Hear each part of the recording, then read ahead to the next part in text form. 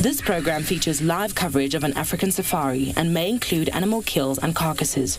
Viewer discretion is advised.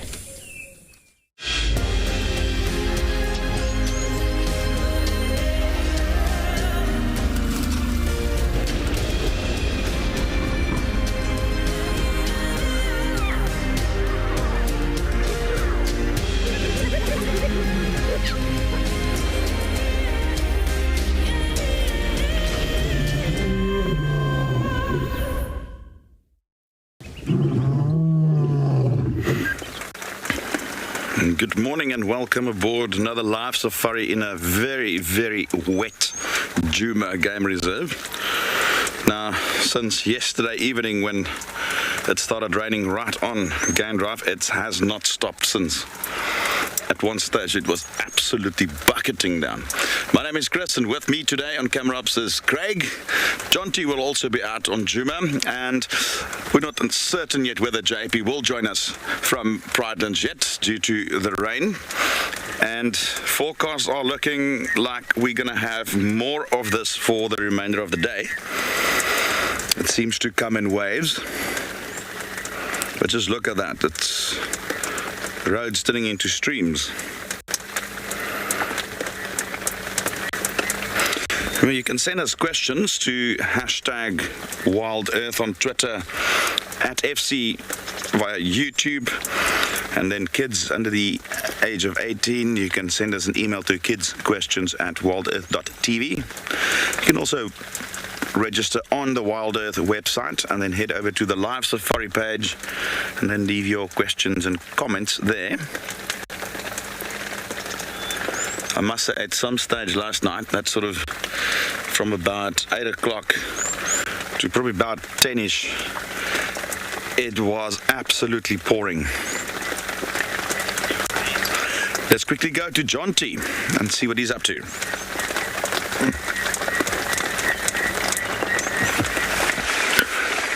Good morning, everyone. Look how radical this is. A vine snake. It's just hanging out like this in the middle of the road. This is amazing. Look at that red tongue. Look at this, she's got a bit of the soil on its bottom lip there. So I don't know what it's been doing. Just taking in a bit of that rain. Look at that.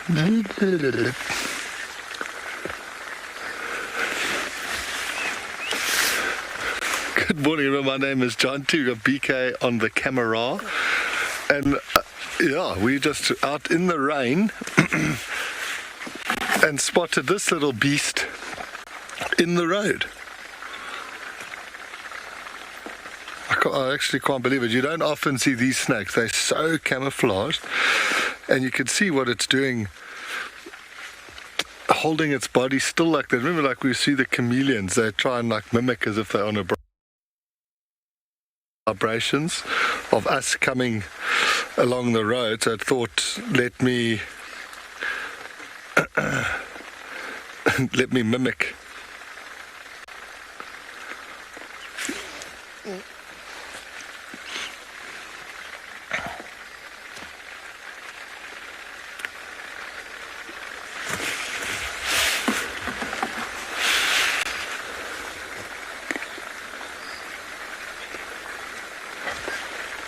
Beautiful, hey James, they're marking, look at that white along the eye.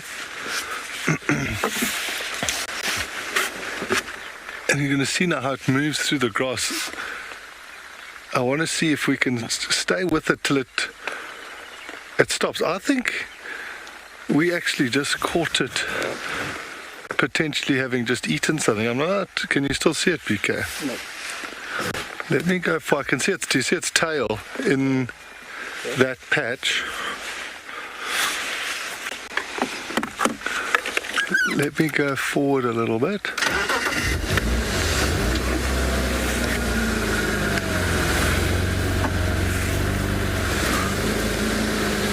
And it's carrying on. I want to just see if it goes up into a tree, because then we'll see its camouflage.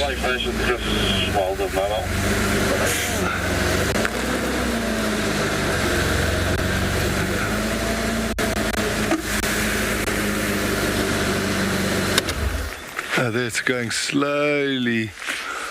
Oh, it's going to be hard now, BK. It's going into the base. See, it's going up into the tree here.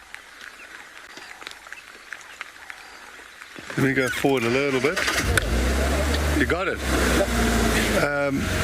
Do you see this like grass here? Or that little stump? Oh yeah, got it. So I just want to see if it goes up onto the branch, then you'll see, so vine snake or twig snake, it's so camouflaged and they hardly move. They keep dead still. They would definitely try catch a chameleon. I'm trying to remember my brain. I'm pretty sure it's a back-fanged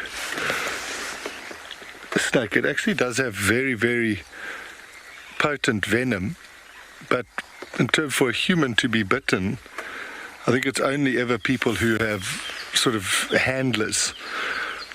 It's not a very aggressive snake, and because its mouth's so small and the fangs are right at the back of the mouth, it'll have to like bite you on your earlobe. That's what they always say in the books. So I don't often have snakes around my earlobes. Look at how it's moving through there.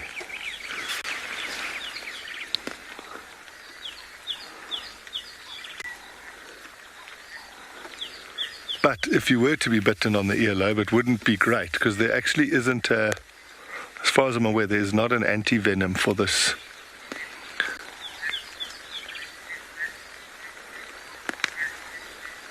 Hey, look at that. When it's in the tree like that, it's so camouflaged.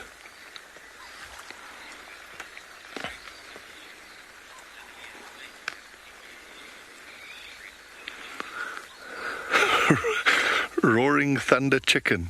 Yeah, can you believe it, eh?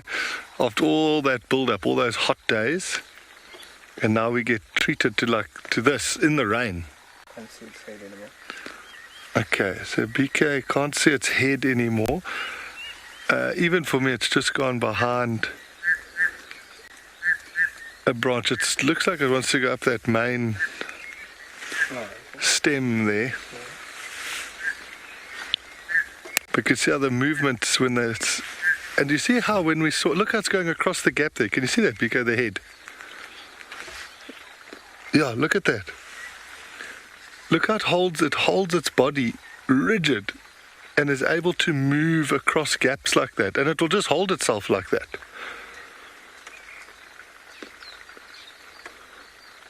And that tongue just flicking out, taking in any of the scents. It's smelling the air. But I must say, it was a bit weird that it had that clump of sand on its bottom lip.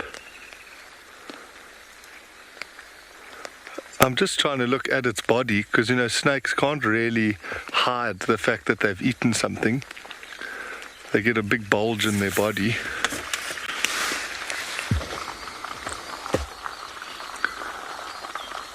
And where this one's, I'm not sure. Maybe it's just the way it's sitting.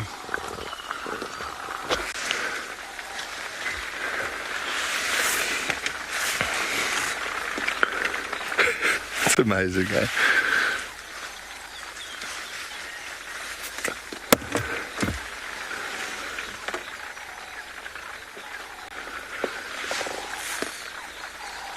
Its core must be so strong. It's definitely been doing 8-minute abs. If you think to hold that much of its body, you know, off of the branches. I mean, even when we first spotted it, it was off of the ground. Just, you see it, I don't know, is that a bulge there in its belly? Looks like a small one, hey? Maybe it did just finish snacking on something when we saw it.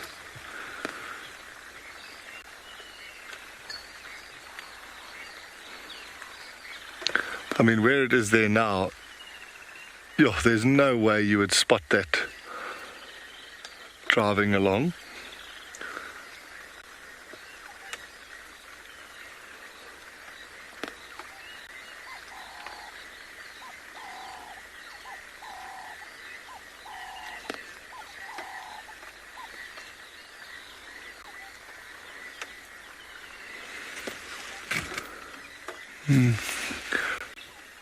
And now it's gone. It's going up the back side of this tree. Let me just try reposition once.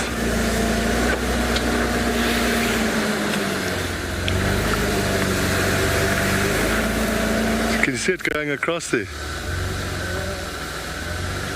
Its head sticking out. Like wherever you go, go, come back a bit, zoom out, and then go up. What is it? I think it's there. Okay. Yeah. BK. So when it's like that, look at that, this looks like a branch. Waiting to zap an unsuspecting chameleon.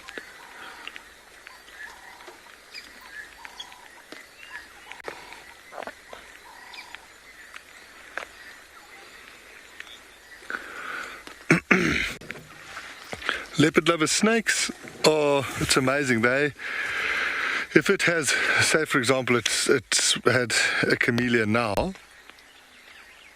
I'm just listening. I thought I heard a lion.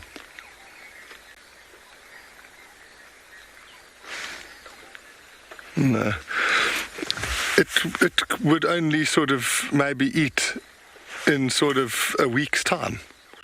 Depends how big a thing it eats, but it's amazing. They're able to go and this is soaked. They kind of slow their metabolism. So once they've eaten, they'll go lie on a branch, and they basically their heart rate slows down, and they digest whatever they've eaten very, very slowly. I was reading a thing once because I saw a python catch a impala and swallow the impala, which is obviously a huge meal. And some of the guys that we were talking to in the snake world, they were saying that a meal that big could last a snake between sort of 8 months and a year.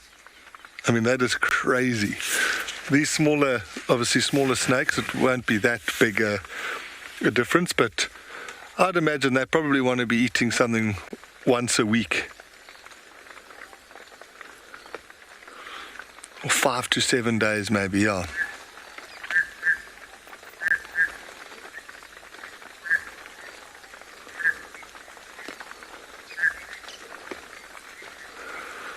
Oh, here comes another band of rain.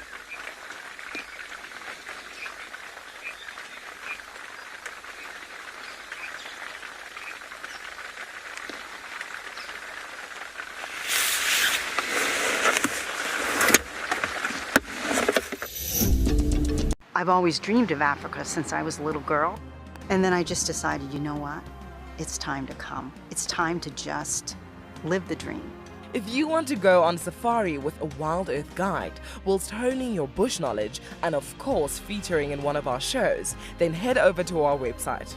It is so exciting. You're able to see the difference of what you see on TV to how much work it actually is creating what you see on TV. The leopards, mareeps. How could you not really fall in love with that cat? He's got such a personality, and you never know what he's going to do.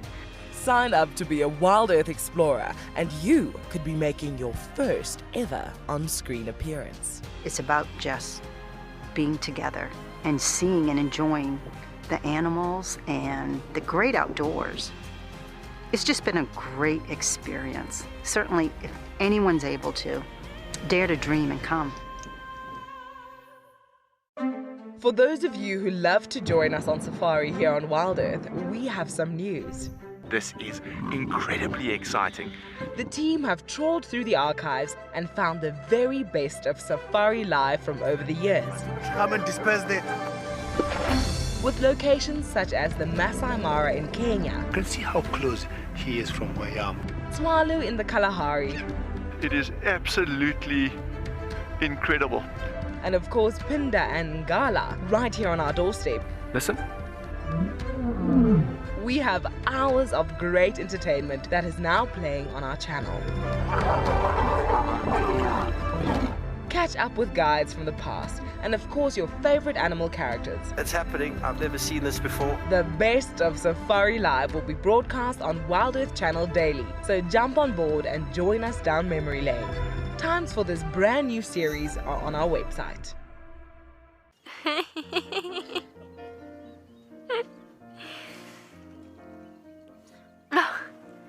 Oh, what are you doing? Are you trying out for the ballet?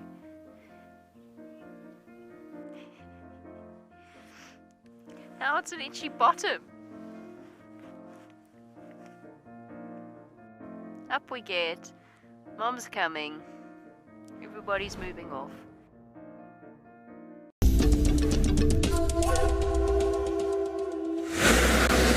So we're just positioning slightly. Look at how camouflaged it is now. I mean, obviously we're zooming in on it, so it looks quite open out there, but if you didn't know it was there, you would not spot this thing. Look at that.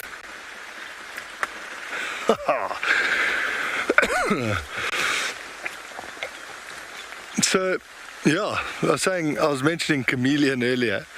I had chameleon on the brain, but they probably eat chameleons, frogs, lizards, birds as well. And their venom, I think it's a hemotoxic venom. So I know for human, like I was saying, there's no anti-venom. If you get bitten by this, treatment would probably be a blood transfusion, which is quite something. But also, like I say, if you were to come out here, unless you were going to go try to touch this snake and try and literally poke your fingers around in its mouth, it's not going to come and try and bite anybody.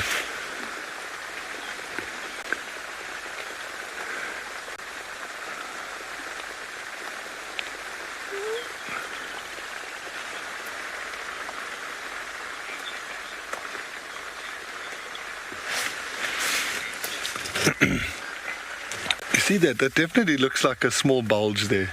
Well, am I imagining that? Nature girl, yeah. I mean, if we could find one every drive, it would be cool. But look at the patterns. One of the trackers I worked with at Pinder, we went through a phase where we would make walking sticks. Like every set of guests, we would go and make walking sticks. And he actually grabbed a vine snake. It was dead straight like that, and he grabbed it to move it out of the way to cut another branch. There was a panic at the disco when the branch started moving in his hand.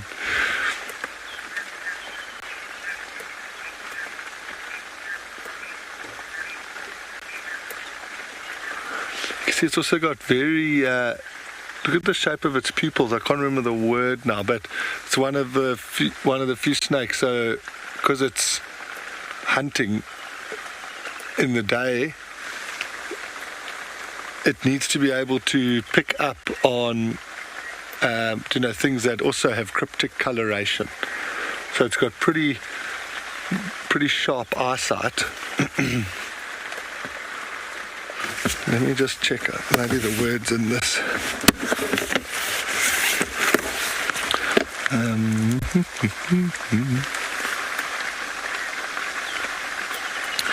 They call it stereoscopic vision, which means they can distinguish and identify immobile prey, a trait unique among snakes.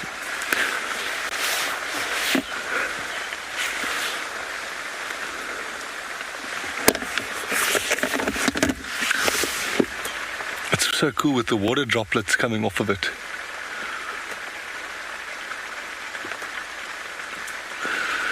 I tell you what, this is huge, because when the weather is like it is, we always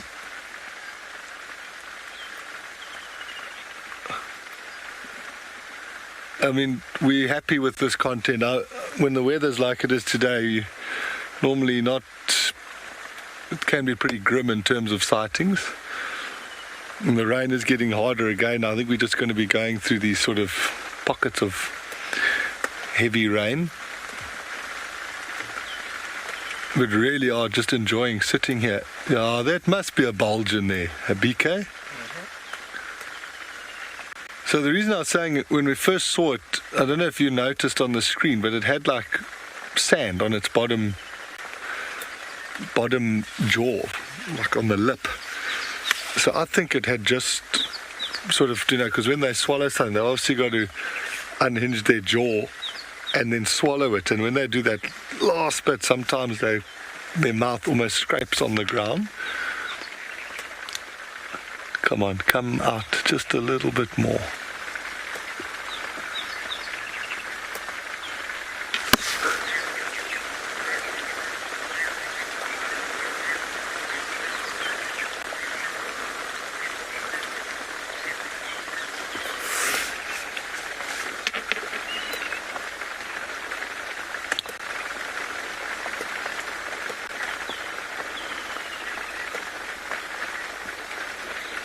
So look up, it's so cool, that mark, see that stripe through the eye? Look how it matches up with that dark band.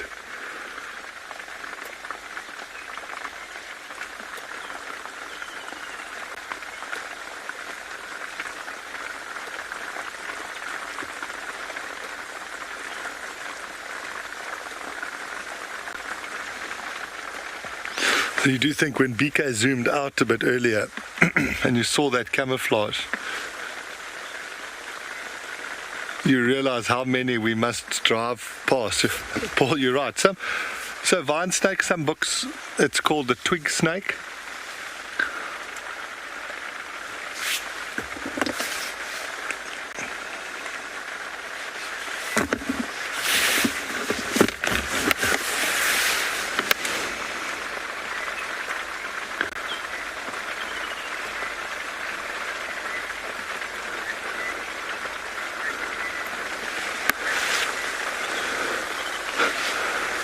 You've just got one gap. I can't even see. Oh, there.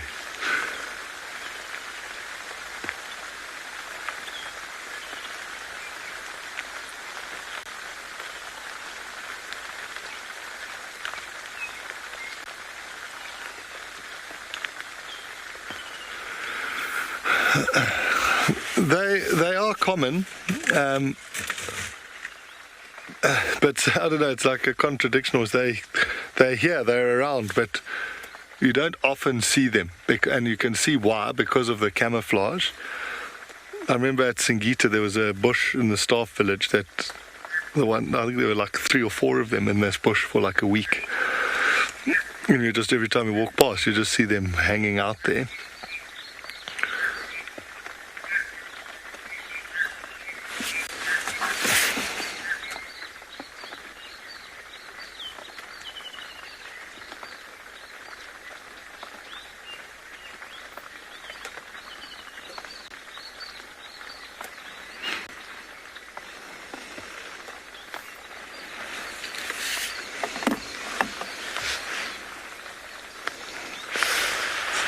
I wonder where it's going though. Why doesn't it just stay still? Let me go just a little bit further around. Oh, that is horrific. So much water just poured right onto my lap. Oh, and there's some more. Lovely. Oh, even more.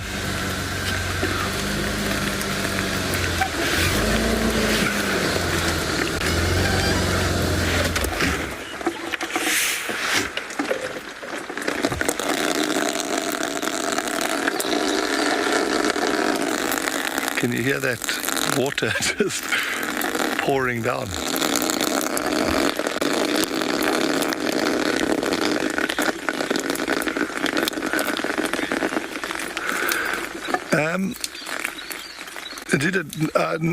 I don't know if there's a point to the black tip on the tongue. I don't know. Yeah, I'll have to go do a bit of reading and see what what that, if it is anything, or if it's just part of this whole very cool cryptic coloration. Vika, do you see, if you zoom out a little bit, do you see the branch below it? Yeah. Like just go on that branch like a close-up and just look at how similar its coloration is. Look at that. Okay, so that's the branch of this bush willow, and then if you look at the body of the snake, it's like perfectly mimicked. I mean, that is ridiculous. It's like someone painted it for this specific branch.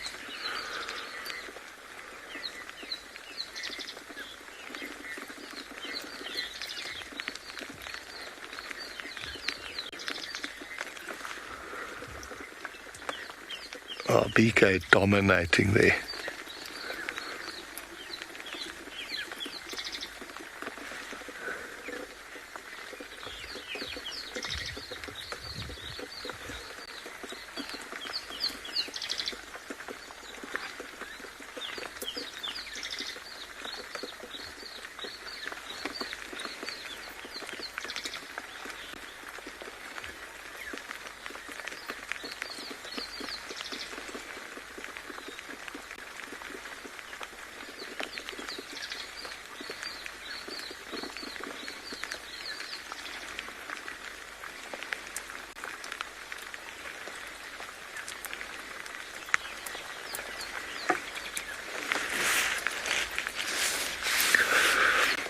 So I'm sitting here for quite some time with this snake, but it's pretty cool because normally you just see them fleetingly shooting across the road. So we're just going to enjoy looking at this snake for a little bit longer.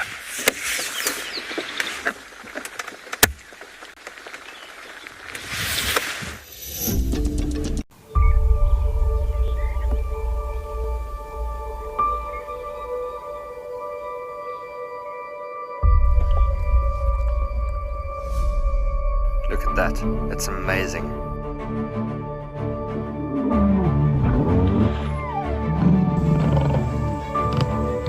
Wow. Hey. And 5, 4, 3, 2, 1, live. Oh, that's cool. Just in there. And the black mamba's going up the tree and the mongoose is attacking it. She's gonna pounce again.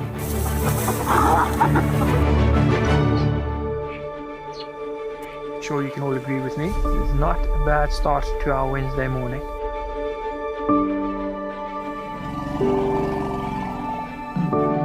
Something that I have never seen before in my entire life that you are now watching live.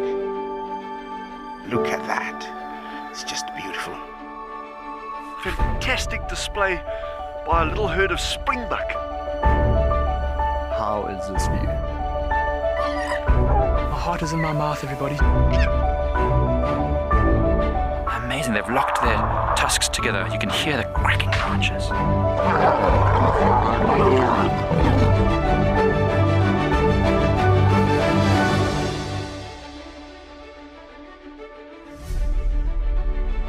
It is so incredible to spend this time so close to an African penguin, and it's completely unfazed by my presence whatsoever. How insane is that animal?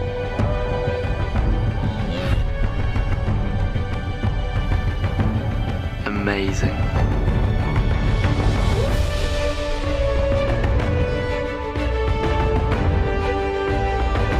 Hey.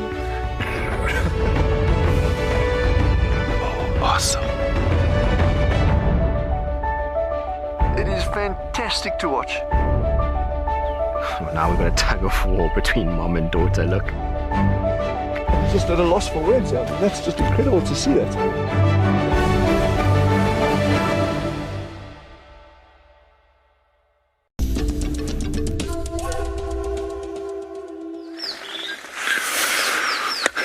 So we're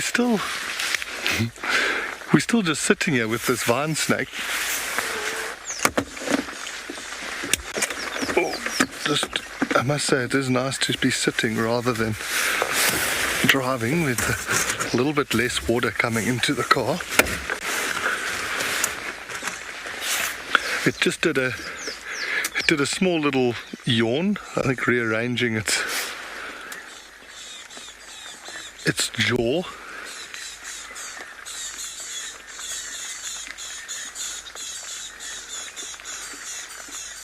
So it does make me think that it did eat something, but the bulge in its body is not too big, so maybe a small chameleon or a frog.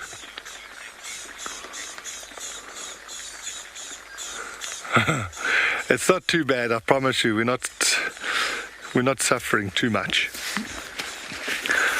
I'm more just worrying about Moira arriving later. Our mud wallow might have been, might just have to run around in the rain a little bit. Yo, when it looks straight on like that, how epic! Yes, that's cool. Whoa, BK, nailing it. Look at the 4K.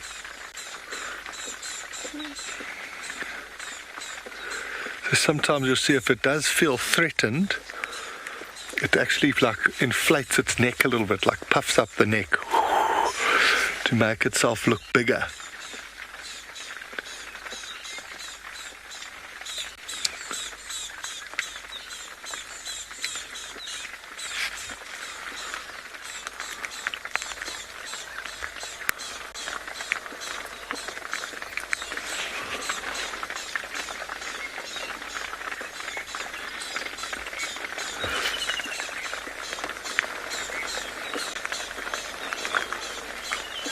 Elizabeth, as far as I'm aware, yes, that's how they, because snakes, they can't chew their food, they can't bite little pieces to swallow, so whatever they're consuming, they swallow it whole. Whoa!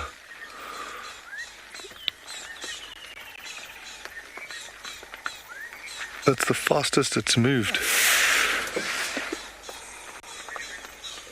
What is this snake up to?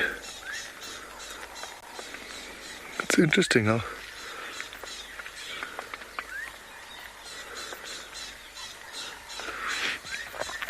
So it looked like it was so relaxed. Look how it's... Is it puffing up a bit there? No, it's not.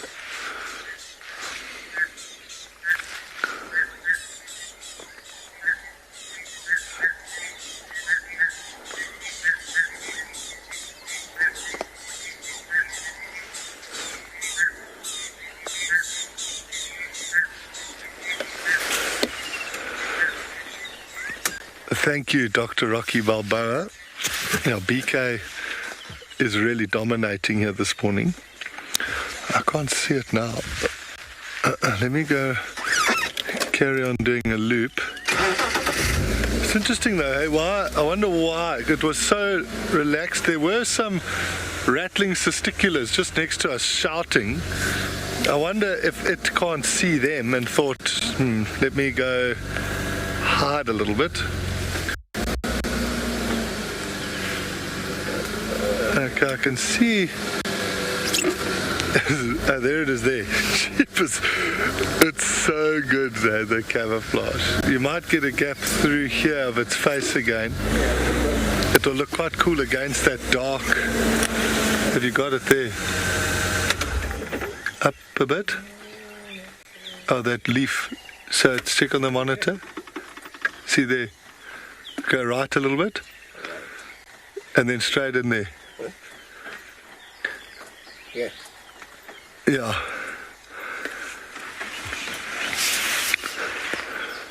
Oh, that one leaf is blocking us. Yeah. Now where it is, you'd never see that thing.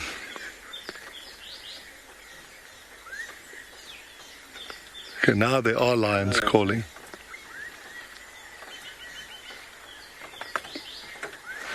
To the north, that is.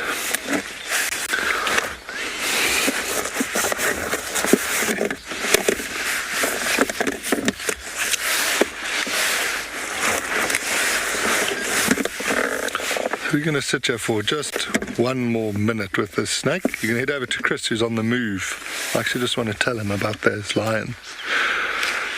Chris, come in.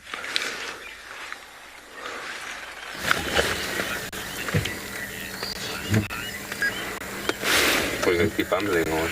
Yeah, I'm just trying to figure out, it sounded like John T has heard some lions somewhere, and I just wanted to listen out.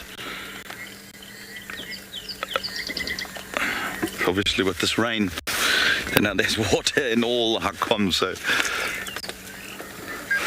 Alright, so I got some feedback. You did hear them in the north, and that's where we are, so it might not be a bad idea to just sit here and listen out. If we can hear them.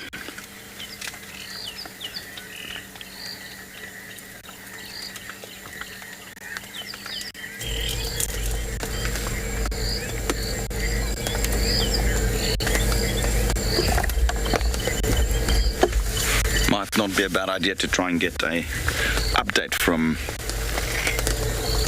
all the guys on Buffelshoek's side.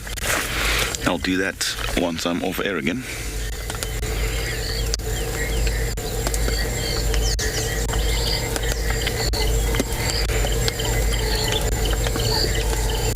I'm so jealous of that snake, man.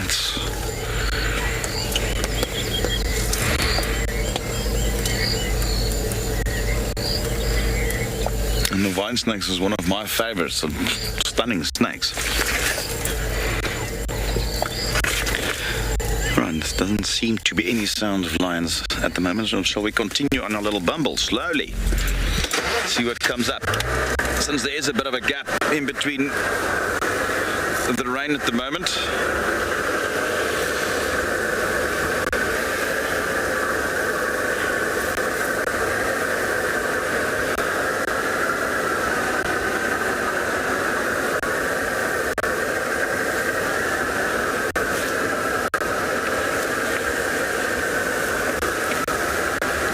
Good morning, Agronomy.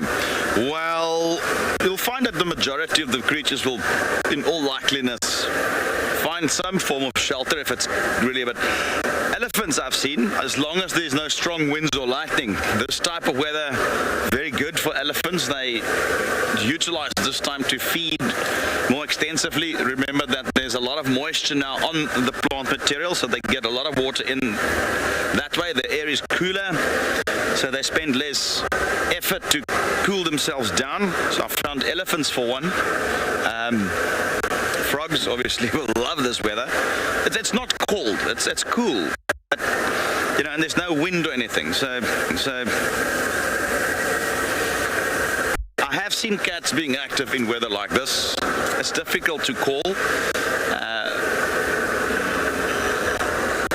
I'm not saying it's necessarily their preferred weather, but I have seen cats being active. They don't like to walk through wet bush. You'll probably find cats more to the roads now.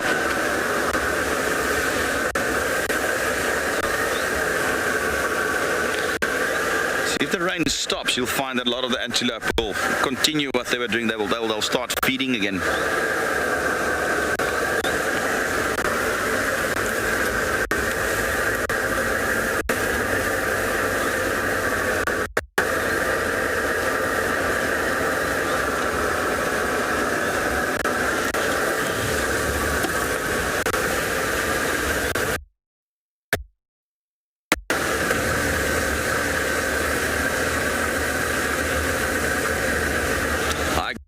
Gavin wants to know predators in heavy rain. Yes, indeed. Even though they don't really like to move in rainy weather, especially severe hard rain. I had once or twice in my career where I have found lion and leopard during times of heavy rain and followed them. It was mostly on the roads because, once it's raining like that, you do not go off-road, and that will be the case this morning as well. We're going to stay on the roads. So if we do find anything that moves off into the bush, we're not going to follow it. We will get stuck out.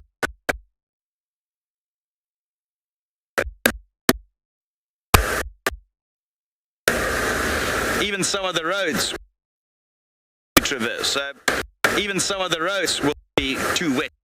So So that's more the outcome for me here, is that, you know, the rain does limit us more than it does animal-wise. We're going to go through quite a big drainage, so we're going to link to in the meantime.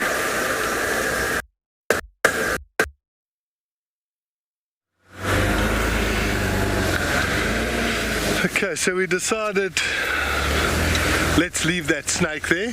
That was so cool.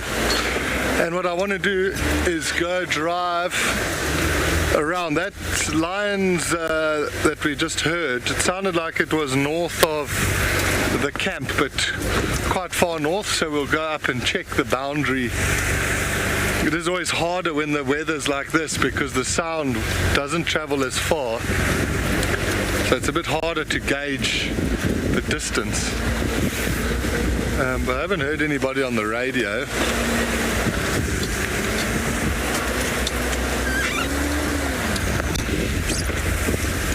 So it will just be up to us.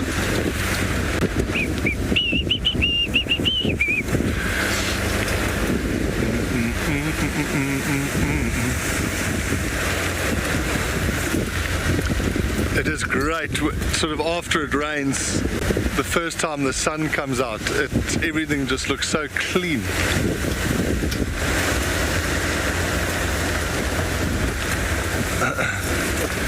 Thank you, Shreya. It is very cool, and like I was saying before we left, it was really nice that it was just there for so long. You know, we were able to really have a good look at it.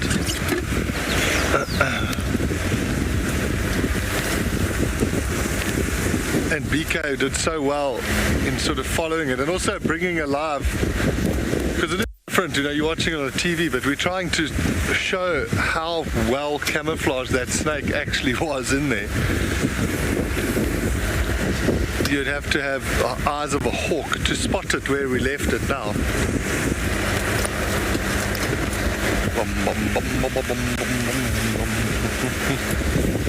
I'm just going to try Chris again.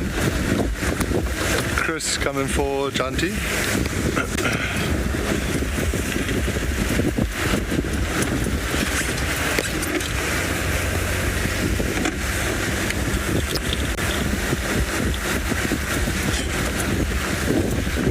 Nothing.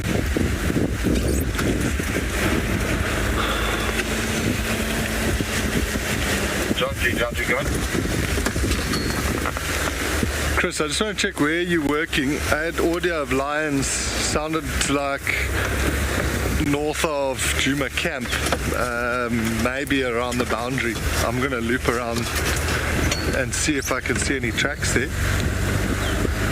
I'll go and check the also going cut line, nothing, yeah. Okay, copy. Did you get the audio? Negative, I was driving at that time. Okay, copy. So Chris is... I'm going to continue to check feedback cut line as well, so anything on the time. Okay, copy. So Chris, I don't know if you copied any of that garbled radio chatter, but he's not far from that area where we think we heard these lions, so he's checking there. We're still going to loop around. What's nice now, obviously after all this rain, if these lions are walking now this morning, we should see the tracks in a lot of the areas. Especially if it's now, because we're in this little band of no rain, which is good. We'll know if they're fresh.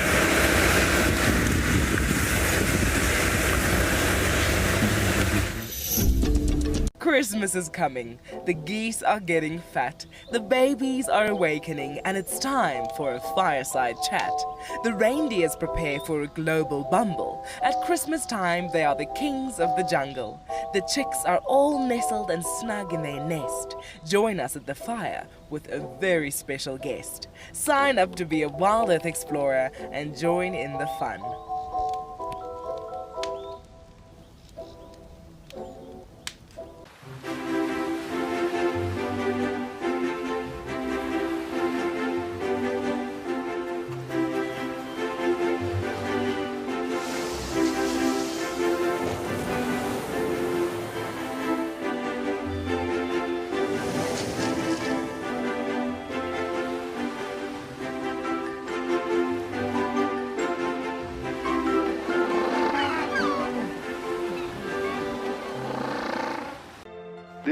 clearly something in the vicinity around you that's drawn their attention.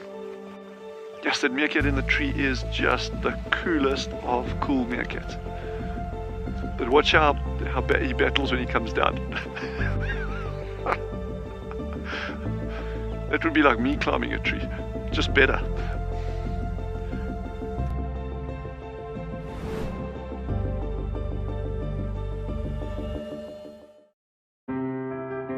Hello, my name is Jean-Pierre Leroux, and for most people, I'm just JP. In terms of a profession, I work as a professional tourist guide on a national level, both for nature, culture, birding, as well as adventure. I'm also qualified as a marine guide.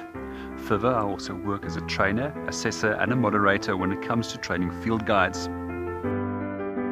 There's quite a wide range of different survival skills that I have out here, but one of the most important ones that I would like to share with you is how to deal with extreme cold to prevent that the body will shut down. It's actually very simple. You take a tea candle, you put that between your legs, and you light that, and then bring a space blanket over yourself and wrap yourself into it. It's just very important that you don't get the naked flame and the space blanket in contact with one another, and that helps you to actually heat up the body very rapidly under extremely cold conditions.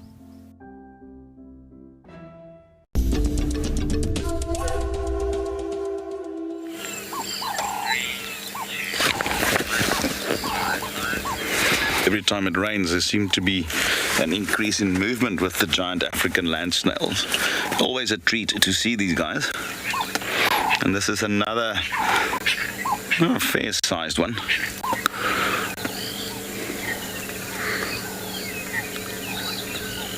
I know all the James Richards always enjoy these.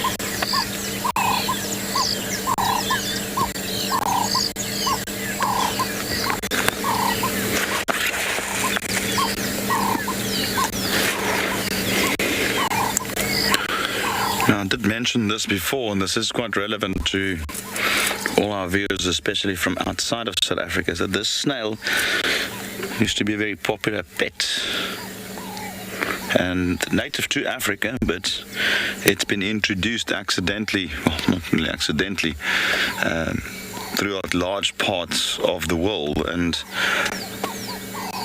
where they have a tendency to just the population just expands out of control, and it's a ferocious feeder on plant material. It's got an incredible appetite, so they do quite a bit of damage to crops in those regions where they were introduced and don't naturally occur.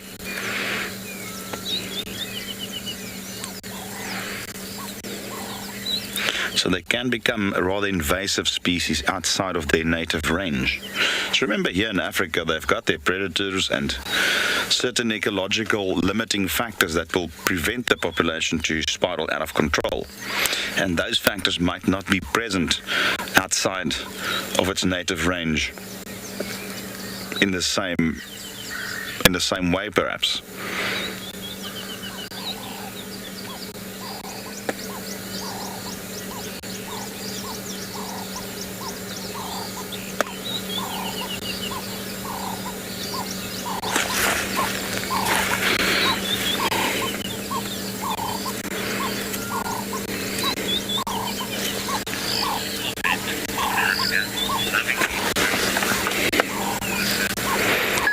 Good morning, Corin Husker. Says, loves us sort of sightings of all these strange and unusual creatures. And that's what the bush is about, it's not only about the big animals and the big things with the teeth, and there's so many small or smaller little treasures out there, like this snail.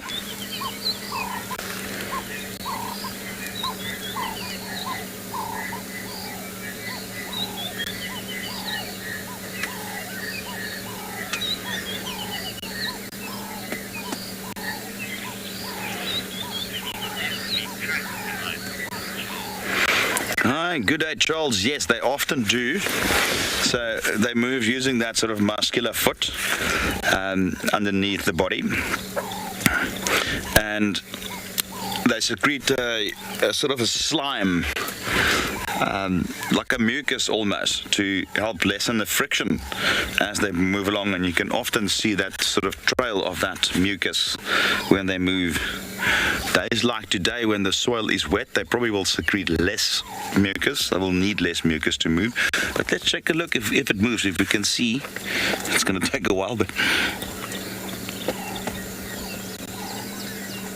And obviously there'll be a bit of a disturbance in the soil, so you can actually see that trail as they move through the sand, almost like a snake trail, but without the side-winding sort of movement. But then very characteristic is that mucus that they leave behind.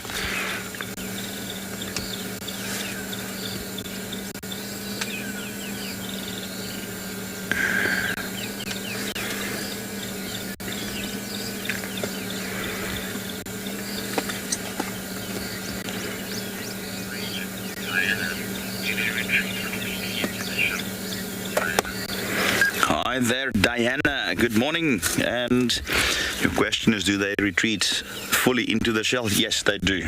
They can retract fully into that shell. It's hard to believe if you look at them like that, but they can retreat fully into it. So normally, I've seen a lot of guides who will pick them up and will sort of demonstrate it, but I personally don't like picking up creatures who's doing their normal business. And that goes for snakes, chameleons, and all these things, including the snails. You know, they're busy doing their business, and you don't want to go and disturb them if you don't have to.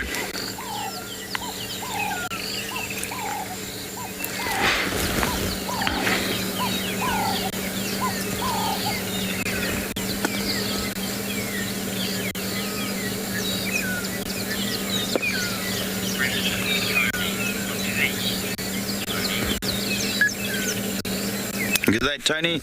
They eat plants, so that can come in various forms: grasses, leaves, rotten leaves on the ground, fresh leaves. They're not very picky. Lichens, fungi, mushrooms.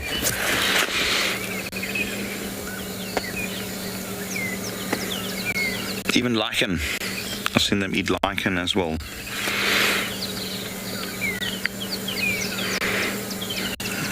Some decomposing plant matter.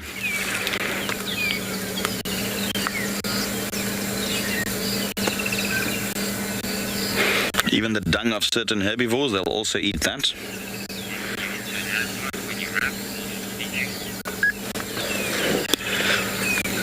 But yeah, they do have a voracious appetite. They will eat and eat and eat.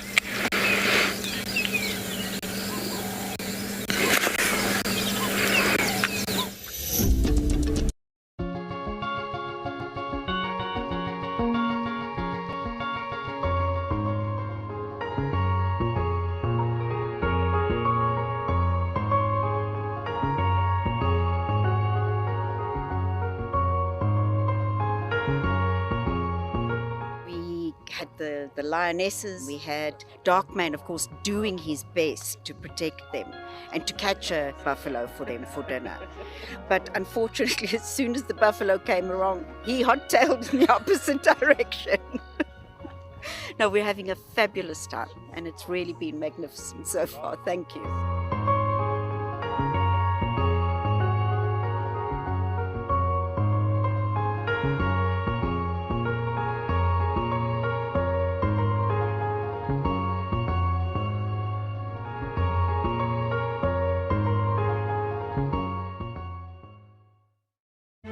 Cape Nature is the chief custodian of the Western Cape of South Africa's natural environment.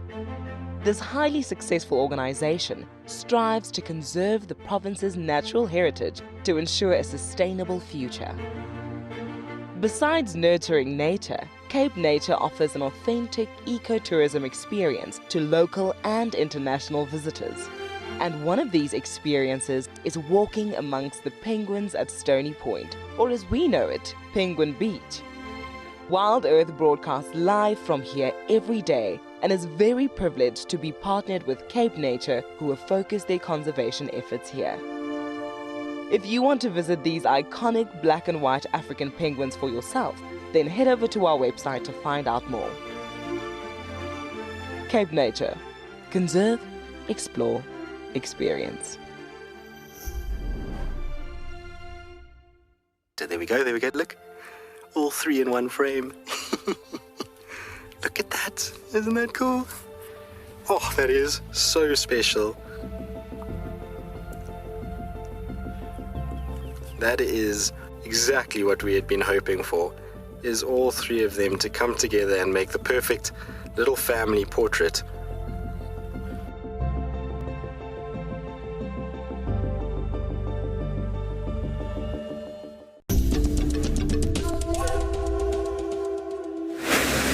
Welcome back, everyone. So we are currently on Vuyatela Access. We've just come past Sandy Patch. We want to do a loop past the main gate and then drive eastwards on the boundary to check for tracks. But we've just been getting messages from the radio. Because of the amount of rain, I don't even know how much has fallen, but a lot of the roads are actually have been zoned, so we can't drive them, which can make it a bit more interesting in terms of trying to find things.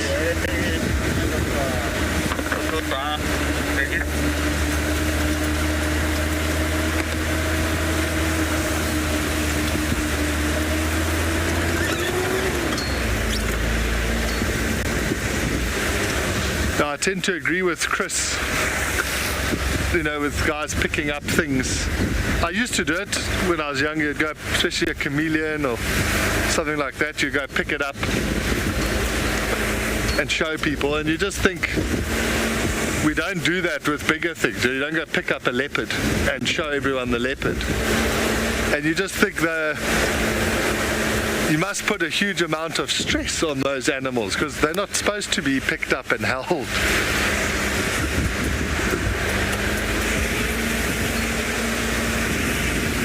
So I also tend to like to just leave them to do their thing.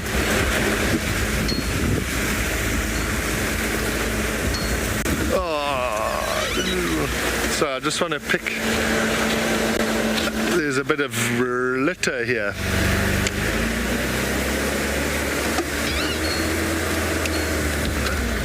I just want to pick it up quickly.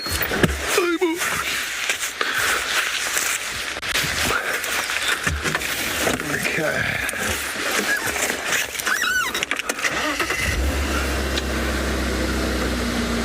The litter. You know, once someone asked yesterday, like, the sort of dumbest questions I've ever received. But one of the dumbest acts I've ever seen, we were driving, and it was actually, you know, a lot of the lodges used to get bed nights or staff nights, so people could send like their friends and family to come and enjoy these lodges. And I had this guy in the car, we were driving along, and it was after sundowners, and he commented, he said, you know, it's so amazing to drive around and not see any litter. And I said, well, yeah, it's amazing because we're very careful and strict. We don't want people doing that. We want this place to be as pristine as possible. And he was like, yeah, that's amazing. And then I saw at the corner of my eye, he downed the last bit of his beer and then just threw the can off of the car. I was so dumbstruck by what I'd just seen. I stopped the car and I stopped and looked at him, and Elvis, the tracker, he just shone the spotlight on the guy and just said, go pick it up. But I said to him, what are you thinking? You just told me you hadn't seen any litter, and then he just had a complete brain fart and decided to throw his can. Crazy. Crazy. It does look so horrible when you do see some litter. It really sticks out.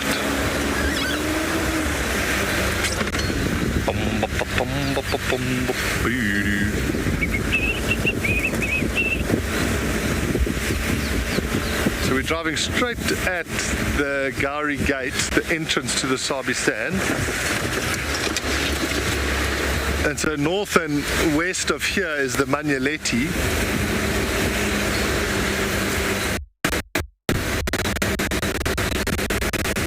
Which is where the Talamati Pride likes to go, that area. But they've been gone now for, sure, is it 4 or 5 days? We haven't had any sighting of them. Hello. Well, we're going to head over to Chris.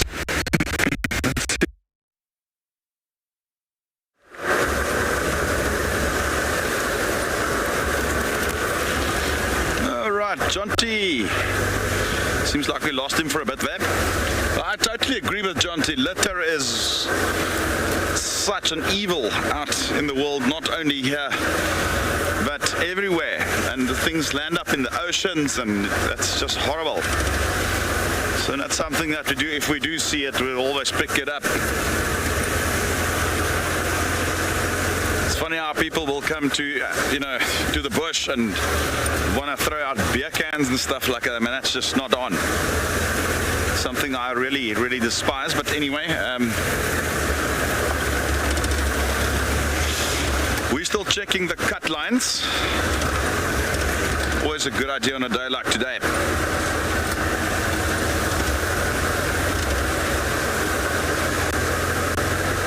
So far, no success where we are. So John T trying to figure out where that line audio came from, and I didn't hear anything. So I was just north of him on the cut line at the time.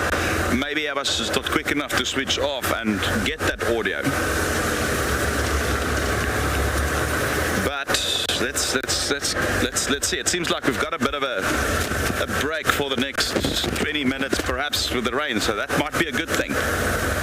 It seems a little clearer to the southwest. The southeast still looks a bit thick.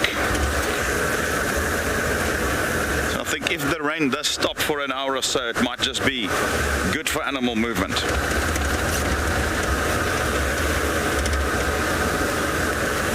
What's happening here? I would love to see Darkman. Hello there, Darcy, and Darcy says she would love to see Darkman. Yes, indeed. We do not really know yet who was calling, whether it was the Pride or whether it was Darkman himself, and then if they were on our property. We still need to establish that. So that's why we're checking the borders currently. I've got a good feeling about this road. Cheetah cut line. And not only is it a lovely road to drive, it's right on top of one of these high-lying areas, so you just have this beautiful view westwards all over Djuma. So it's just such a nice area to drive in, really.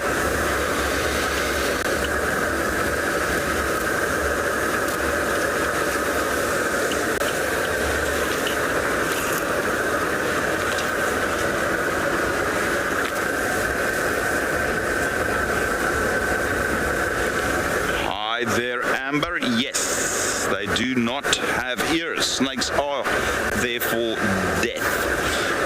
They can pick up vibrations in the ground, so that's in a way how they hear. And then also with the tongue, not only is it for scent, but they can interpret various information from their environment using their tongue. And then some have extra organs, like what we refer to as the ampulla of Lorenzini, which is very prevalent with certain vipers. They look like two little noses, but they're not noses. They pick up things like heat, for instance. So they can do like almost thermal imagery in a way. That's how they will interpret it, so they can, it's quite interesting.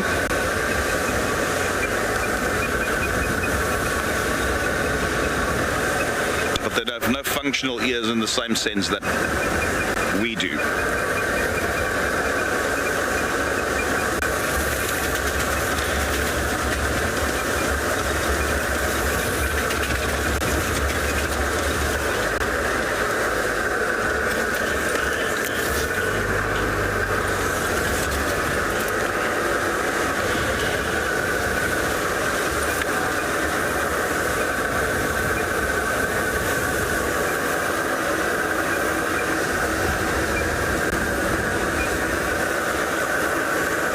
Little dove.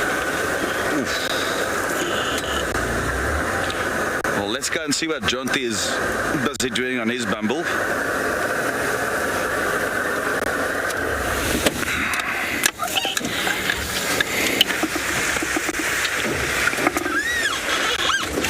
Okay, so we've come now onto the boundary. This is where we think the area where we heard, or the direction where we heard those lions calling from. So I actually just want to, I've just got you now, I just want to stop and just listen for a minute or two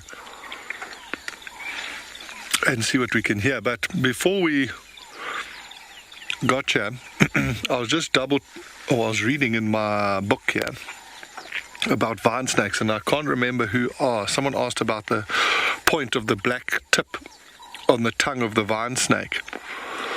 And this little thing in the book was saying that sometimes they'll position themselves on the branch and will keep their tongue out and just flick the tip of their tongue, almost as a lure for something to come and investigate. And when it comes to check it out, wow, the snake catches it.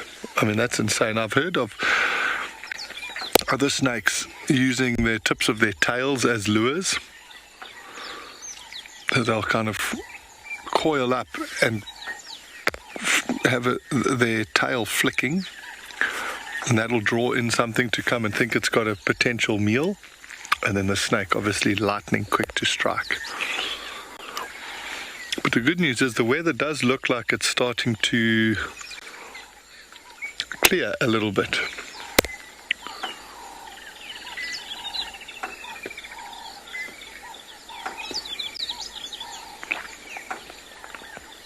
Just want to hear one.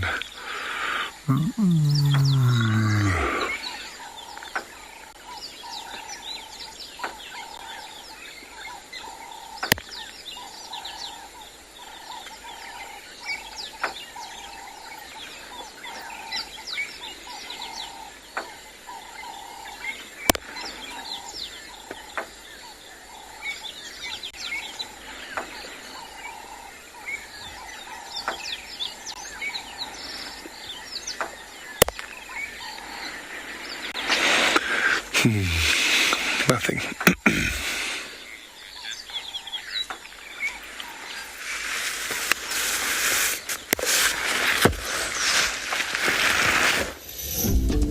Hey everyone, my name is JP. I'm one of your WildEarth eco-training bushwalk guides. So for many years you've been watching WildEarth directly from your laptop or computer. However, now you can watch it directly from your connected TV, your Apple TV, or from your Roku box. And if you are like me, always busy, you can now download the WildEarth app and view it directly from your mobile phone.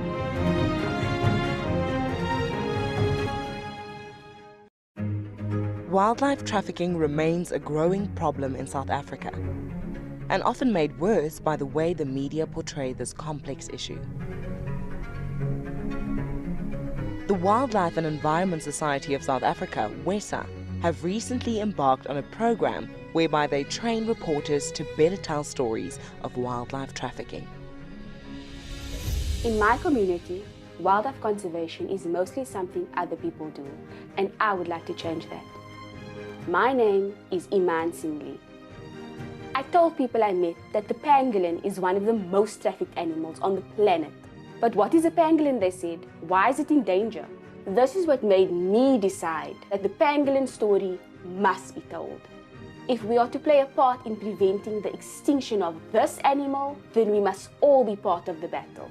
A partnership between WWF South Africa and WESA, supported by US Aid. Hello, boy. You are a monster. And he's coming right up to us. Hello, boy. Oh, settle down. Settle down.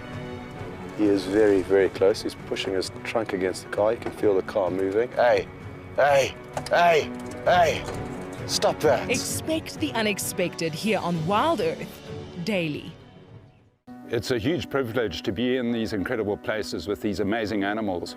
I love filming lions. When they do get up and do something, it's always spectacular. When they are playing, are incredibly fun to watch, especially subalterns and cubs. I love being in the bush and working in these incredible places with these amazing animals. We want to bring it to you so that you can almost feel like you're right there and be able to experience it and enjoy it the way we are.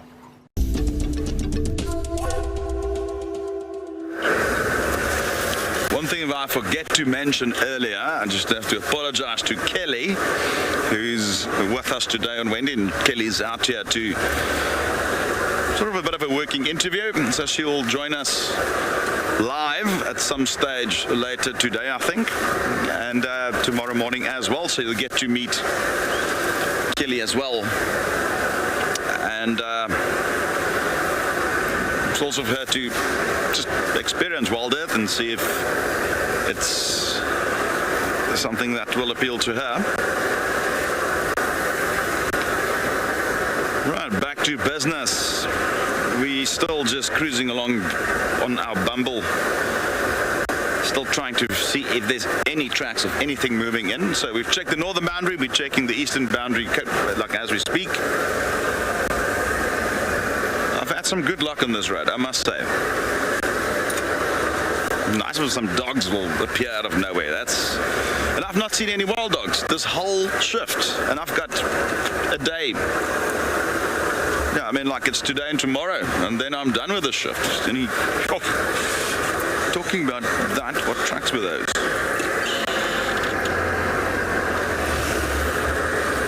I hope I didn't nail it. No, those are rather small things.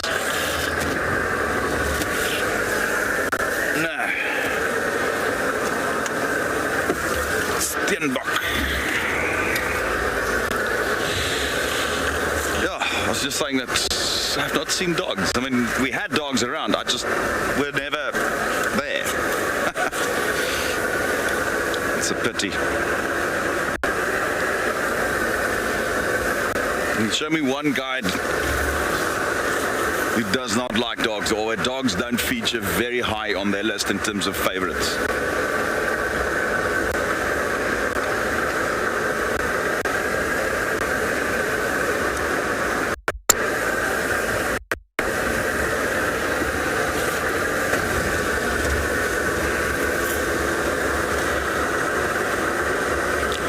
Good morning, Black Widow Spider.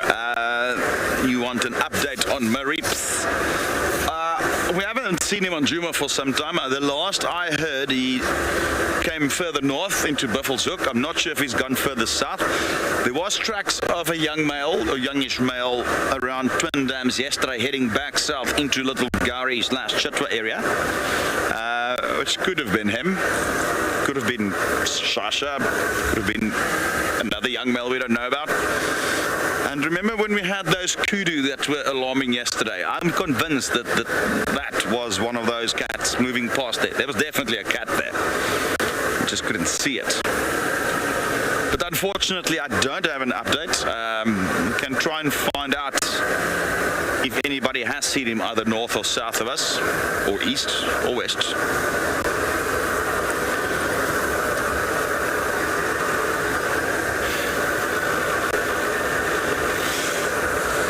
Yeah, I'd love to see him before I finish the shift, so I've got a day left to fit in a lot of things.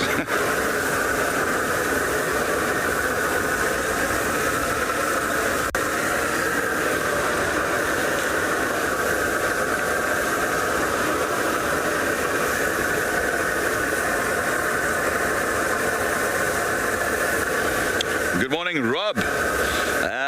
Rob wants to know if wild dogs hunt at night. Normally, they would hunt in daytime, but on very bright nights, let's say close to full moon, those couple of days before and after full moon, you might actually find them hunting at night as well. I've seen them hunt at night. One particular event was in the Kalahari. We were following them, well, not them, we were on our way back to the lodge, and we found the dogs just having killed a warthog. So if there's an opportunity and conditions are right, they will also hunt at night, but it's usually early mornings, late afternoons, usually. Same goes with cheetah. You know, generally speaking, daytime, but I have seen some occasions where, again, full moon nights where they will attempt to hunt as well.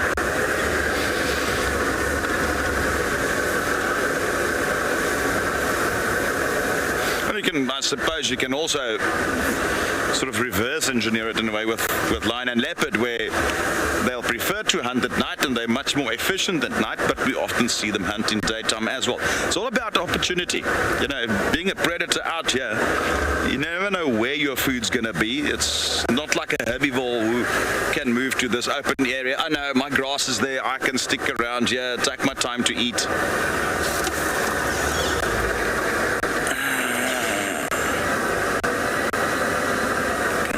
If that bird's gonna fly. Is that a Eurasian roller? What is it?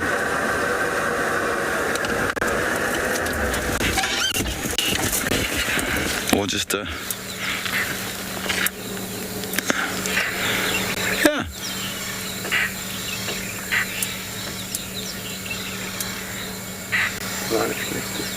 And that's just like a very wet lilac-breasted.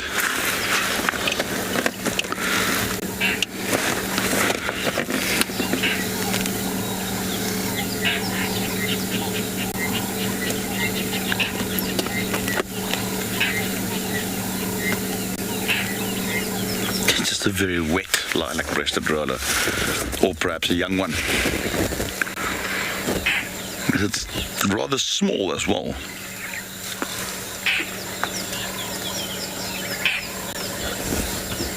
It's just that brown on the back is very pale. I can't really see.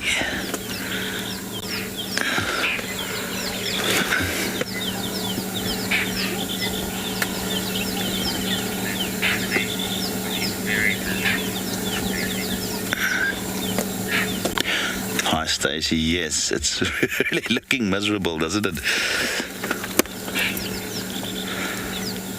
I think this is a juvenile lilac-breasted roller. You can see the pink sort of lilac on the chest, and it's obviously wet, so you can't see the true colors, and that's another reason why it might appear a little smaller, and that's what I'd go for.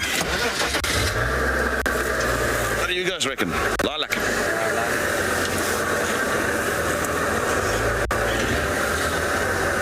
Juvenile.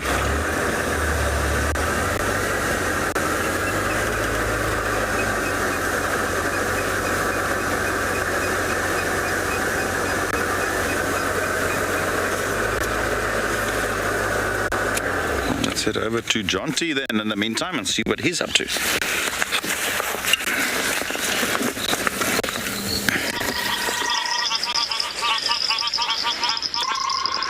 Just listen to some of these sounds.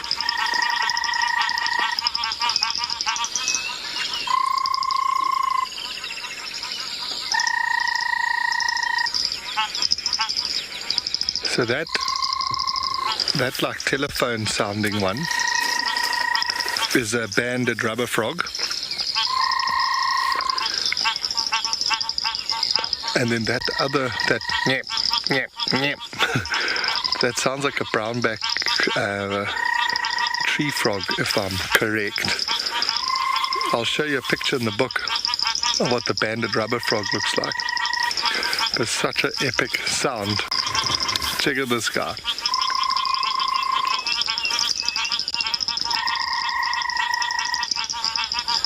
So he's there somewhere. This is the perfect weather, and then this is the other one, the brown-back tree frog. So this is the perfect, I'm going to close it there, BK, the perfect weather for frogging. But it goes, this is like, again, the thing I say we used to do, you go out and you wander around in these little pools of water, and you try and find these frogs while they're calling. I can't.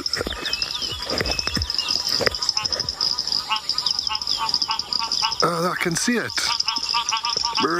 Okay, do you see this black log? Yeah. So just pan down a little bit. Okay, zoom in on that log. And then it's left a little, like just keep it there. I'll just check. Do you see where those those ripples are? Got it? There, that's it. Oh, they're mating. No way. They found each other. Look at that.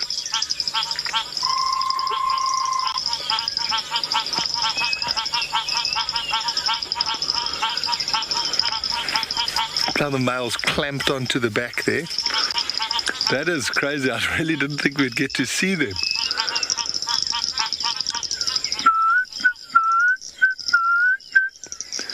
And if anybody listening can tell me which cuckoo that is calling in the background, you get 10 extra points for the day.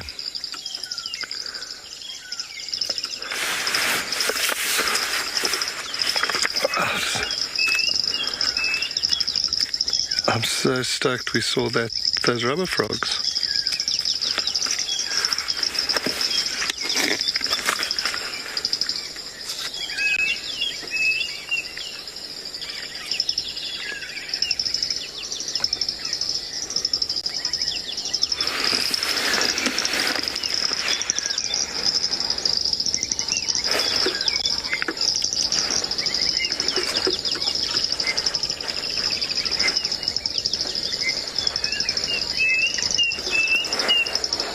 Did anybody manage to hear that bird calling, the cuckoo?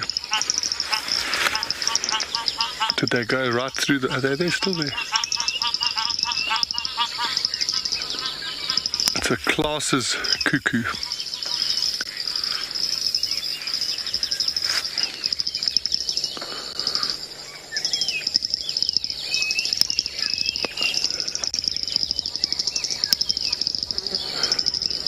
You can see that coloration on these banded rubber frogs, that anything sort of bright coloration like that, they'll have a toxic secretion which will make them obviously not appealing to other animals. I'm going to go forward a little bit.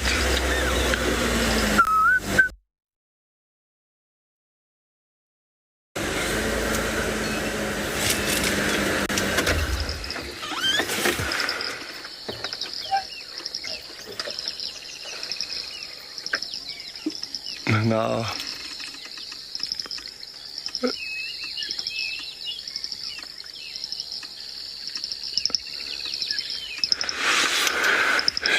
that was very cool. I'm going to carry on, but that's pretty lucky to have seen a banded rubber frog and a vine snake. That's pretty cool.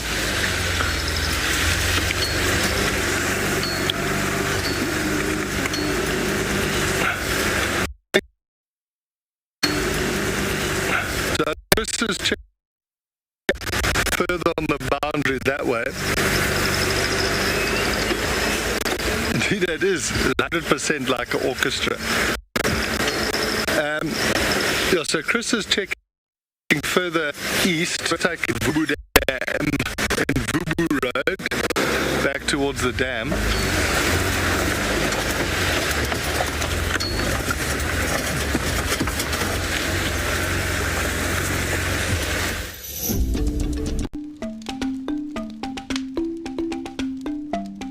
Nothing beats sitting around a campfire at night whilst on safari, listening to the calls of the wild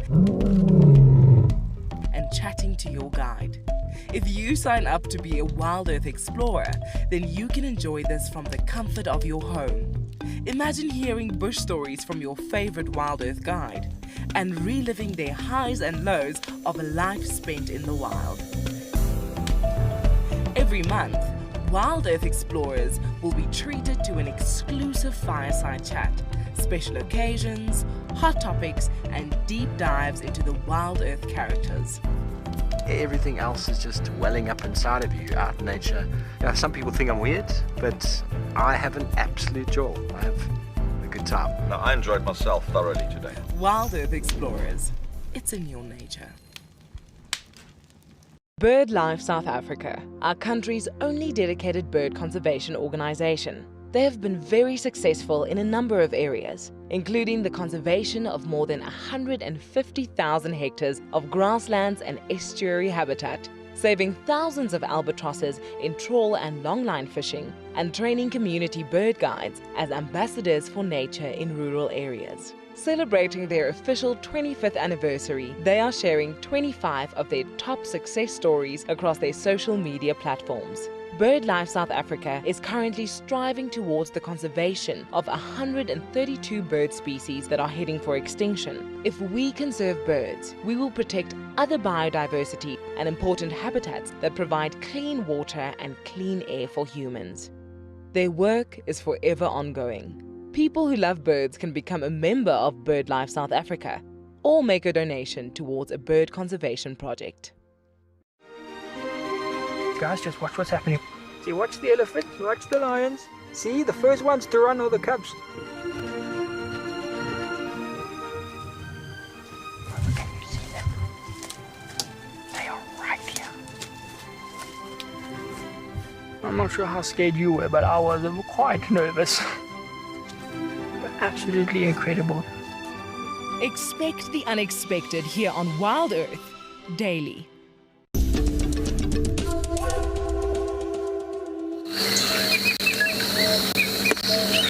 It seems like there's another little stretch of rain inbound.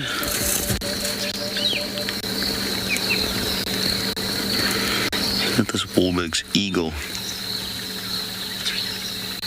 And that's why there was a couple of francolins and squirrels going berserk, and now we found out why. This thing's got a funny shape.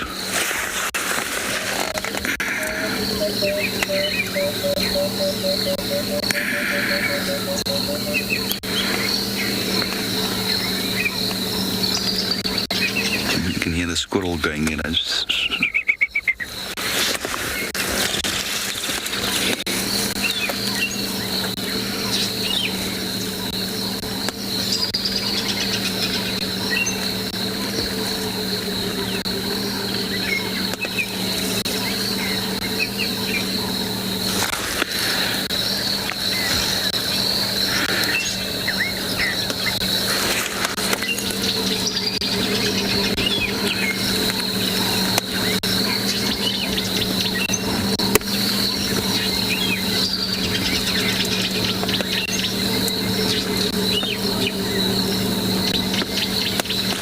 You can hear some hyenas going there.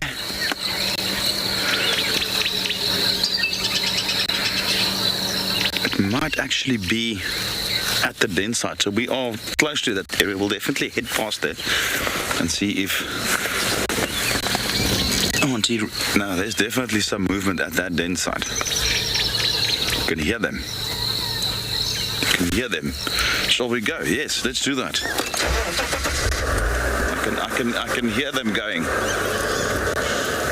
Okay, we're going to go through a very deep drainage, the Mulwati, so we might lose us there for a moment.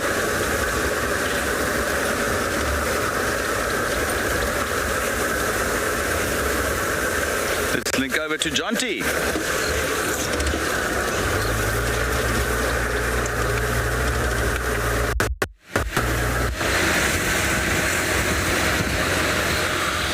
Okay, so we're just slowly coming along in Vubu Road. We're saying to BK we'll stop if we find another little pan with frogs calling. It is so cool because they sort of make these little pans come alive, and the sounds are amazing. And also, I definitely forget because you don't hear them calling for long. So it's quite cool to try sit and figure out which ones are calling. And if you get lucky enough to spot them, that's pretty cool. But yeah, I think maybe those lions that we heard were they were more to the north maybe, because we didn't see any tracks crossing the boundary.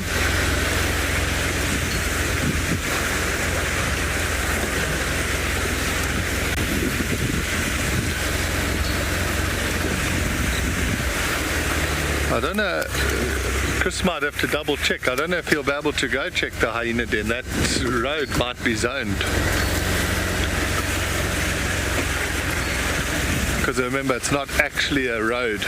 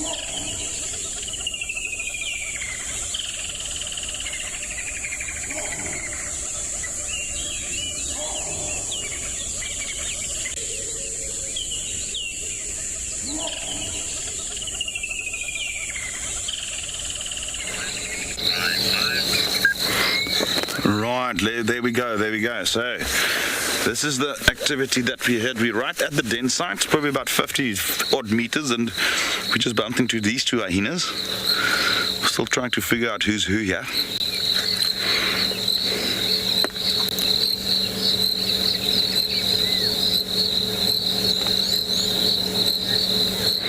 Maybe our viewers can shed some light for those who are the hardcore hyena fans.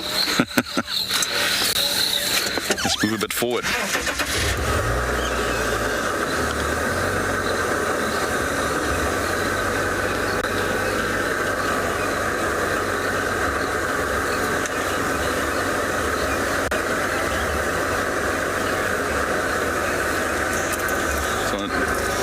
You need to do it on this side, so power of habit. Let's go around to them.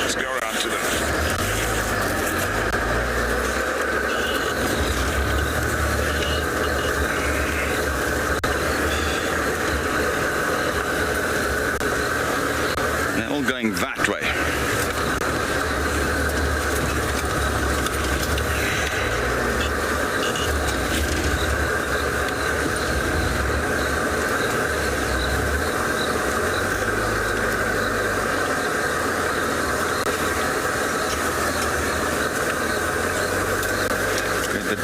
itself is not active. It was active. You can see there's a whole bunch of them here. Oh, there's a whole bunch of hyenas here.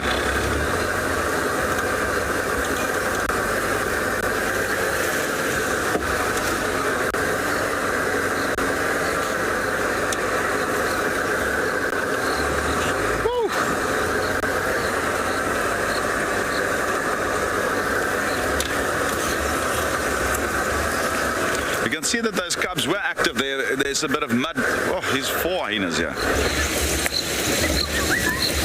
Stop.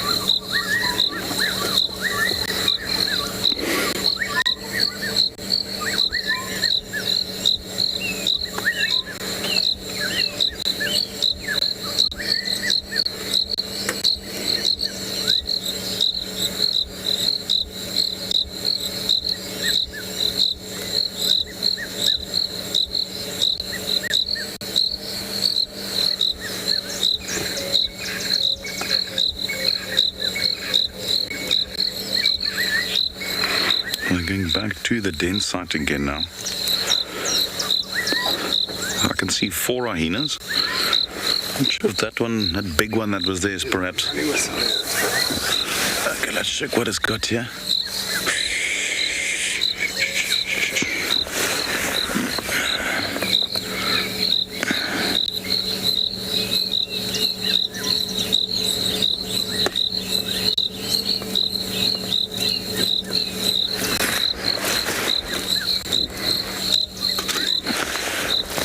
Another one coming out of the bush here.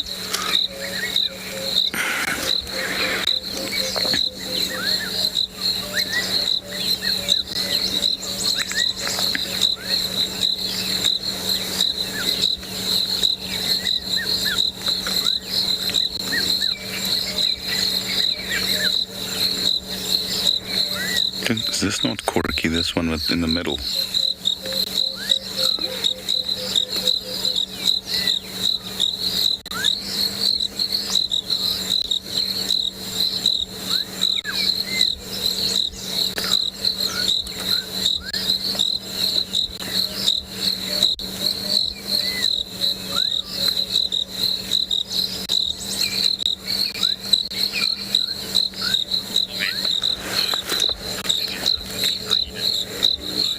Oh, there's Simone. Yeah, I know. Trying to figure out what they're doing.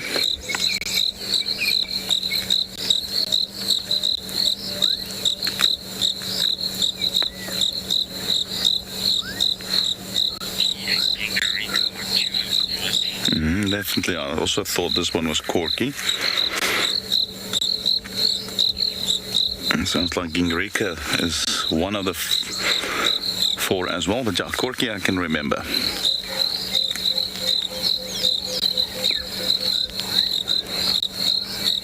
And then there's a youngish one in between as well.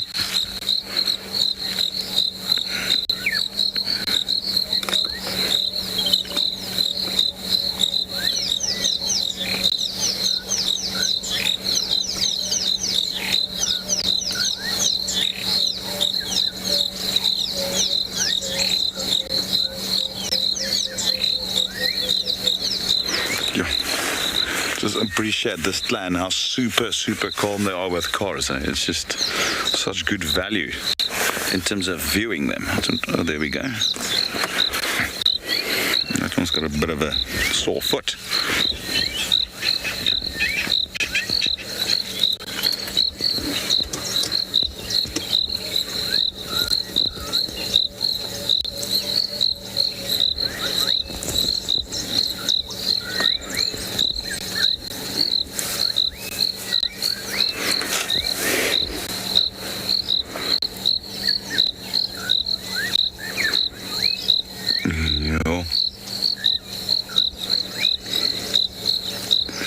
Now, is that meat? Or is there some babies in there?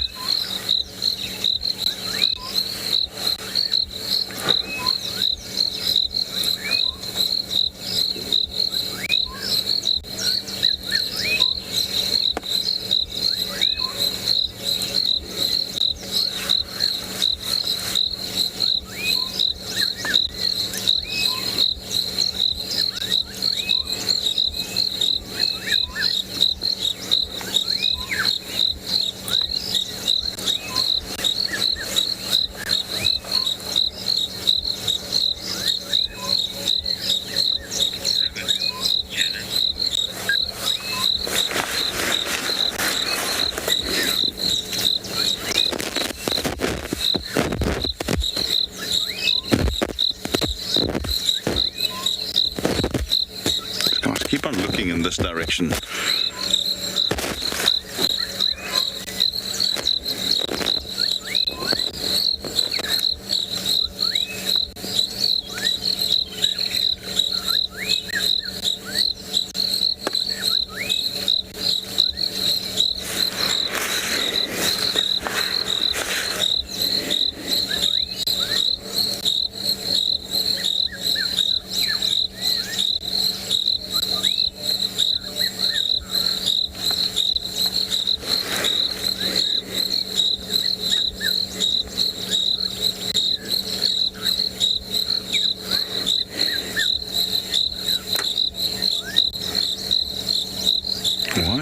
Looking into the drainage all the time. That's something I'm not entirely sure about at the moment.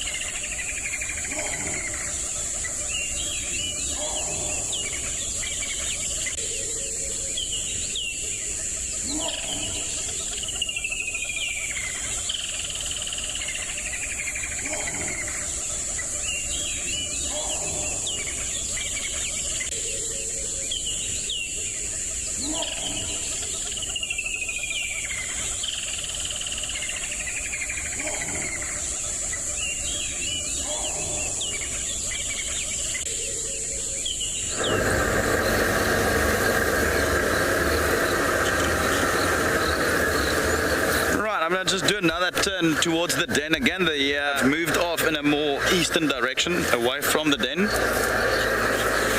Smell that anise, that wild anise there, that imizagia. Very nice. Smells like licorice.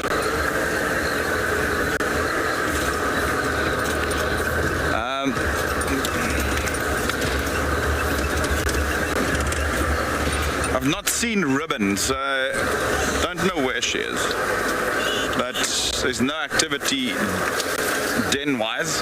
But you can see that there's definitely been, after the rain, you can see some disturbance in the mud there. So I'm not sure if they just gone inside and Ribbon is not here,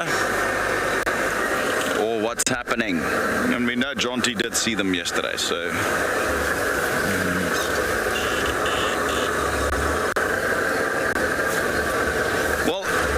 Even though we didn't get to see the cub here that we saw, that was a nice sighting nonetheless. You know, we always want to see the cubs, but sometimes doesn't play out the way we want to. But that was awesome. I'm gonna send you over to Jonty now while we try and see if we can relocate them.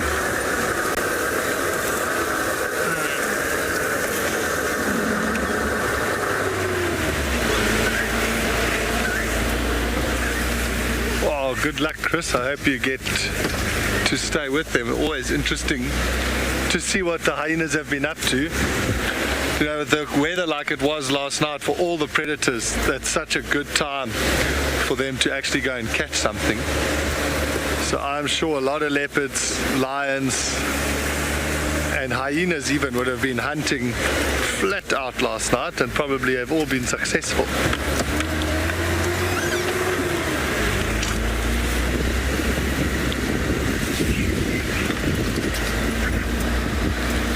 So we are currently making our way towards Treehouse Dam. We want to go just see what's happening there. But also we're just trying to cover as many roads as we can to see if we can find some tracks.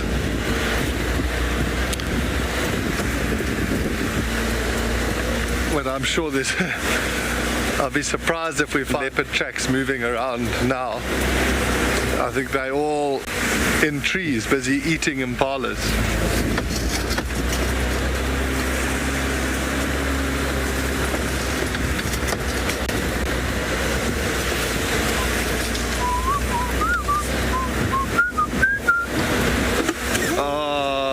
In the face. Did you get it? I got it.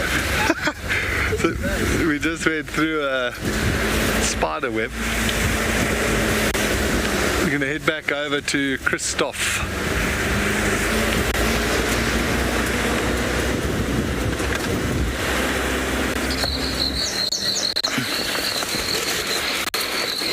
Yeah, we're still trying to figure out what's happening.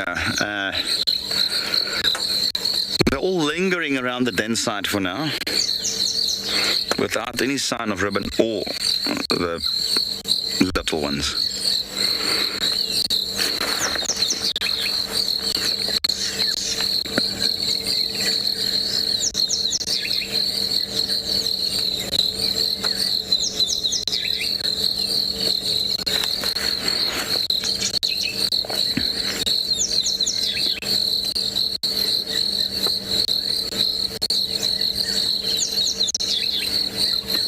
And it's moved off now.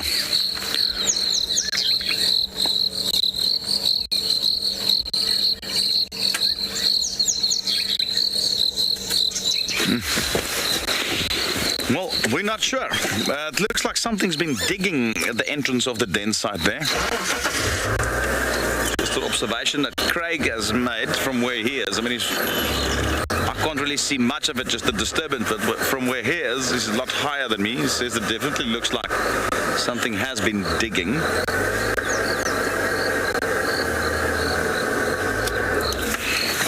Take a look there.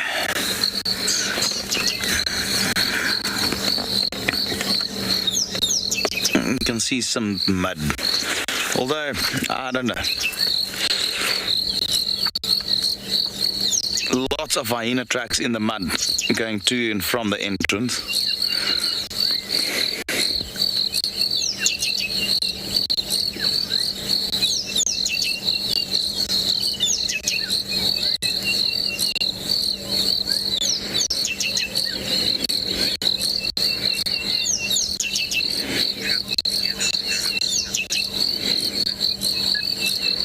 Good day, Robert. Hyena clans it varies throughout parts of Africa. There's, you know, we see that here they often come together when they hunt, or you know, if they need to fight with neighboring clans. That's often when hyenas in general will get together. But it's also not uncommon for the clan to split up temporarily and forage by themselves individually. They do that as well.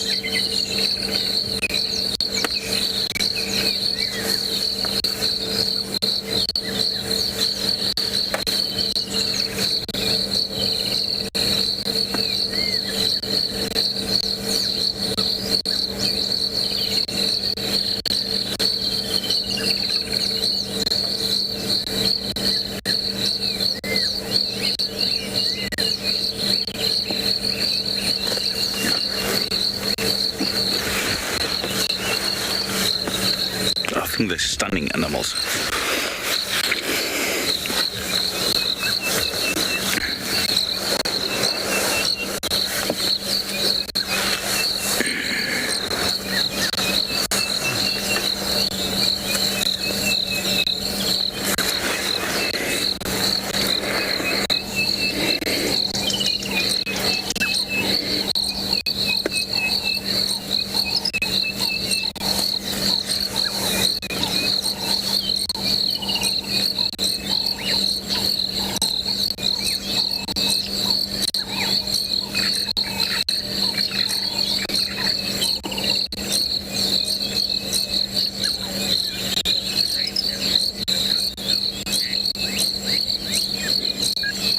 Hello there, Denise. I don't think the rain would have forced them out.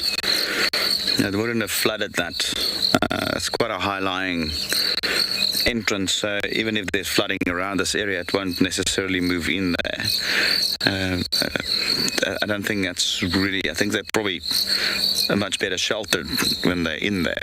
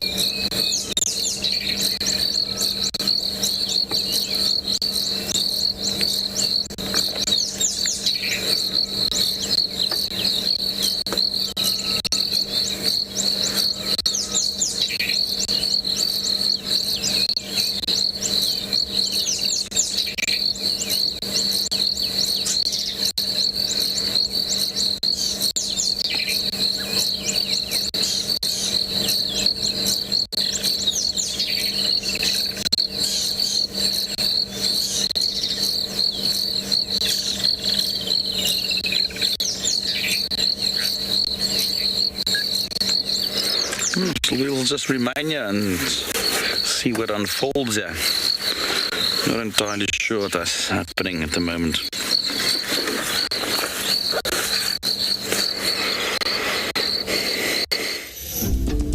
Christmas is coming. The geese are getting fat. The babies are awakening, and it's time for a fireside chat.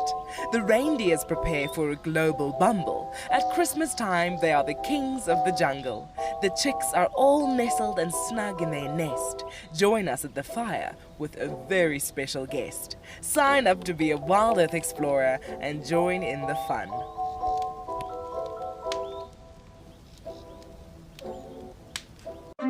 For those of you who love to join us on safari here on WildEarth, we have some news. This is incredibly exciting. The team have trawled through the archives and found the very best of Safari Live from over the years. Come and disperse there. With locations such as the Masai Mara in Kenya. You can see how close he is from where I am. Tswalu in the Kalahari. It is absolutely incredible. And of course, Pinda and Ngala, right here on our doorstep. Listen. We have hours of great entertainment that is now playing on our channel.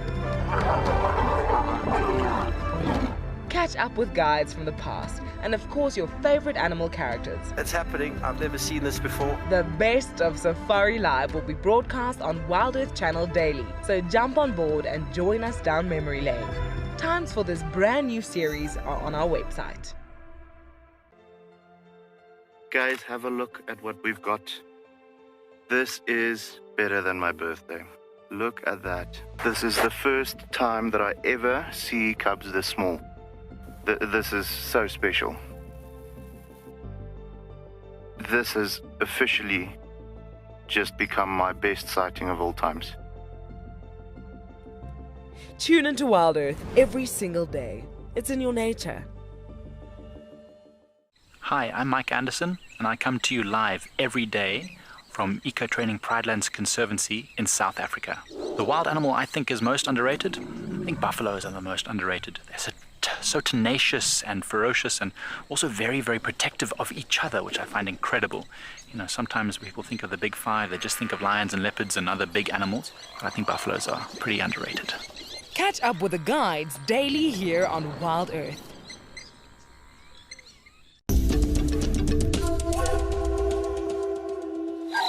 So we're just sitting at Treehouse Dam for a second. There's not a great deal to report from here. There's a Cape turtle dove calling in the background.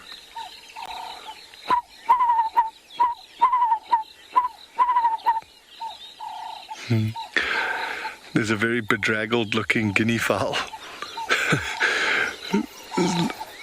It just looks like it's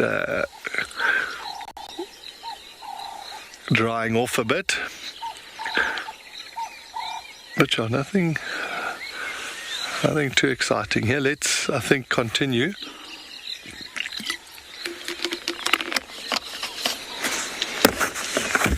And see what else is out and about. I was going to go do a loop like this and actually go down towards Twin Dam. Well, I think Chris is in that area. It might be interesting just to go down. That hyena sighting sounds fascinating. You wonder what they're up to, what happened last night, and what's going on this morning in the land of the hyena.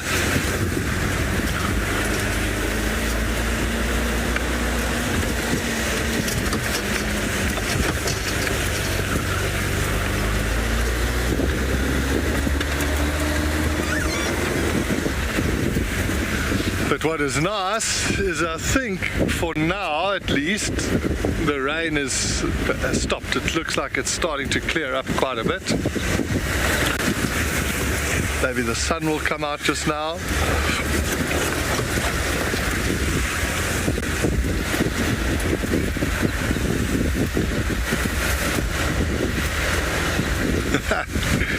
Yeah, it is perfect. The only problem is a lot of the pad we've been checking this morning, some of the places that we had eyed out for perfect mud wallow, now there's just water in them. But we'll still do something.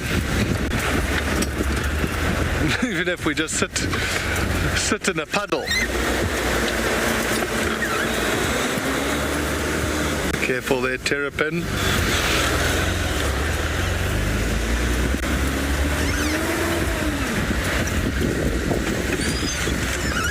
Well, there's terrapins all over the place.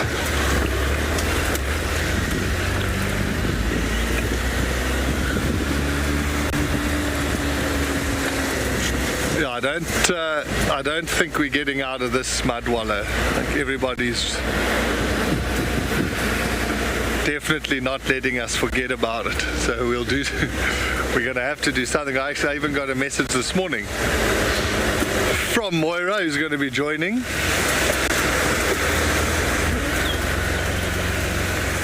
Because I said to her, well, yesterday I said to her that we found lots of mud. We're just figuring out how we're going to get ourselves clean.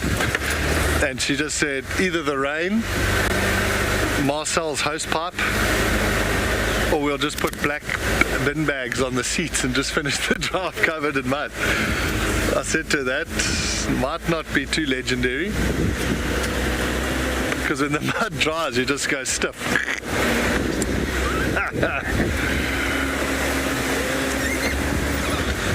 But also this road here, where we're coming up to now, there's a bit of potential you see through there. While we just keep driving along, you're going to head over to Chris, see what those hyenas are doing. Oh, that could be good in there.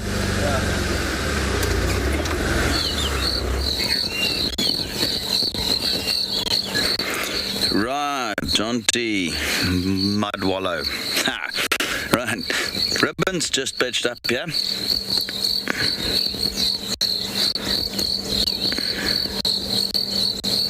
And she's also very full, so I wonder if the rest of the clan don't even perhaps brought a carcass here. They dragged something big here, or I mean, a lot of them are very, very full at the moment, so they've had a big meal.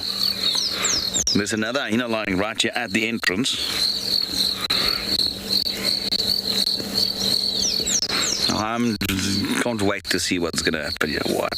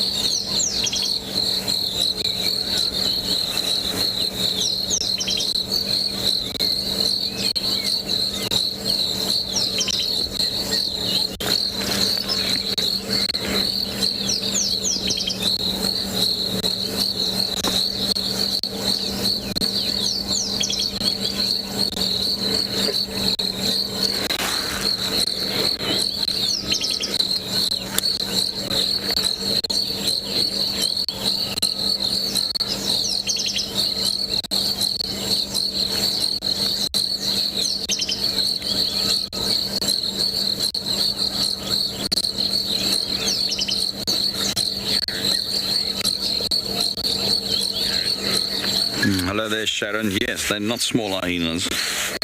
They are rather enormous. Hyenas are big predators. I mean, they're not small.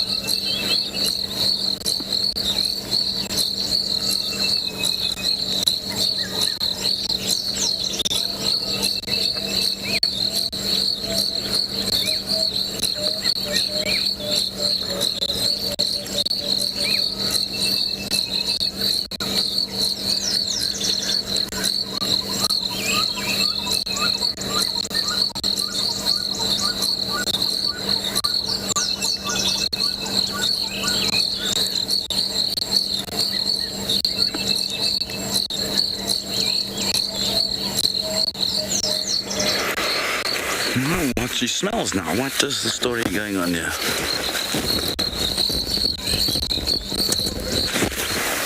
Not sure what's happening here. I don't know. I'm baffled. It's peaceful at the moment. I mean, it's not like it's the other day.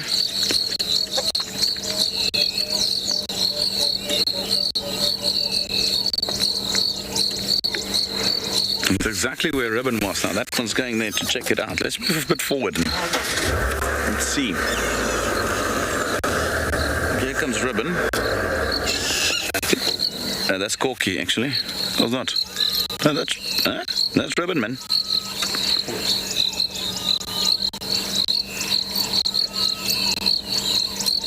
Call the babies.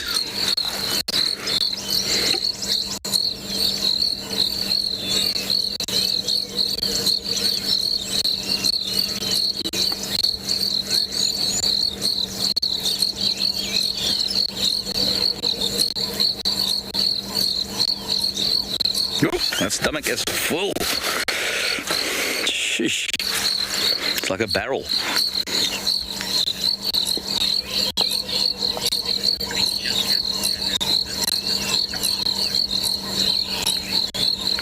Hi there, Garth. Hello, there we go. Here comes the other one. Garth, all these hyenas are very, very full. Most of them. So I think they had a hunt. Probably together. There was a big carcass somewhere because all of them are full. Even Ribbon. So she's got no fresh wounds or anything. So I don't think they fought or anything like that. But they definitely had a very, very good meal. Look at this one.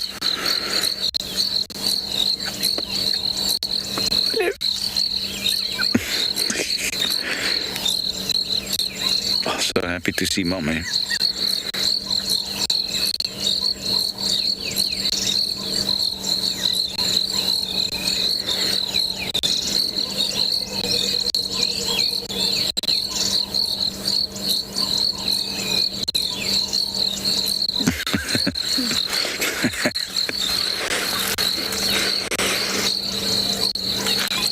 Yeah, so I think the ribbon just got back from the carcass itself.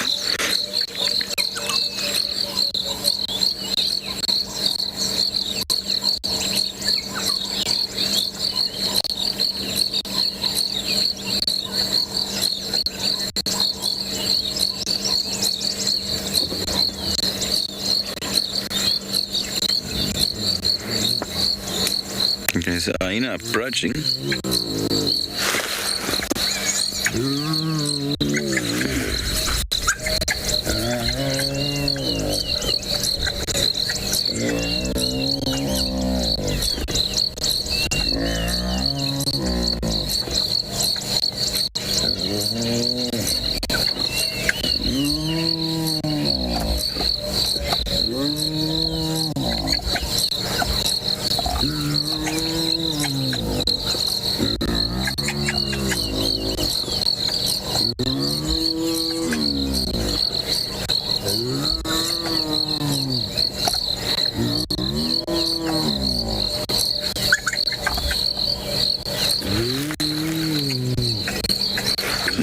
Approaching this other hyena. This is the one with it's got the and its right eye is stuffed.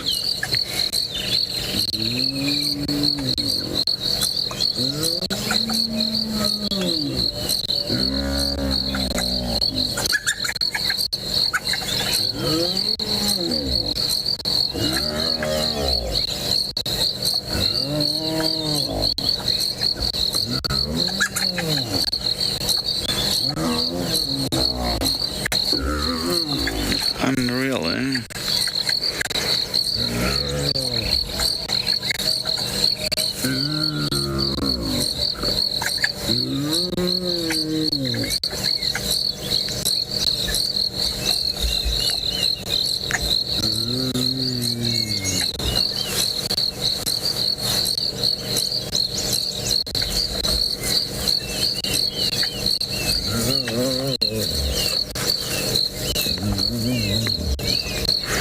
That's a male.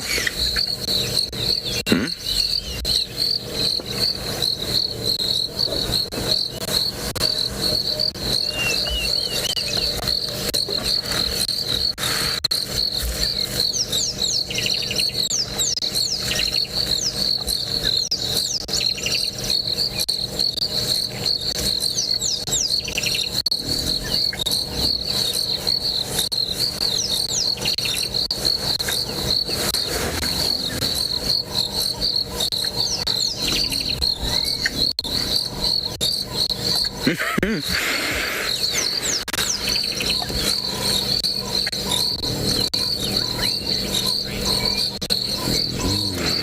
Hi there, Debbie. Yeah, now they're getting very confident around. Especially seems like the rest of the clan members as well.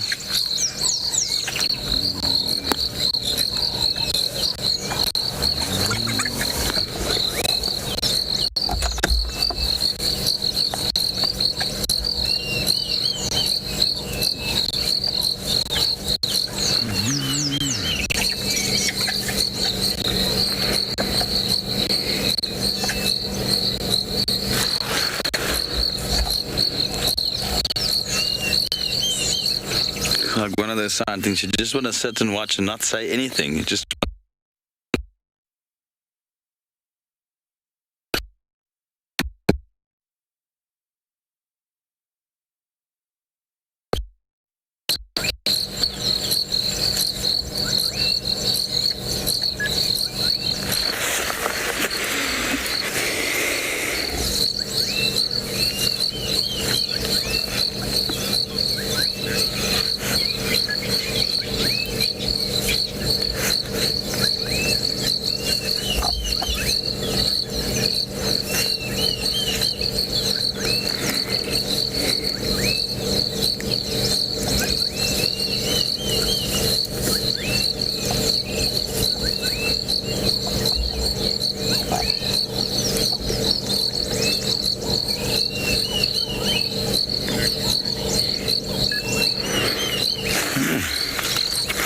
It was absolutely amazing how they came out and even some sun, a little bit of sun coming out now.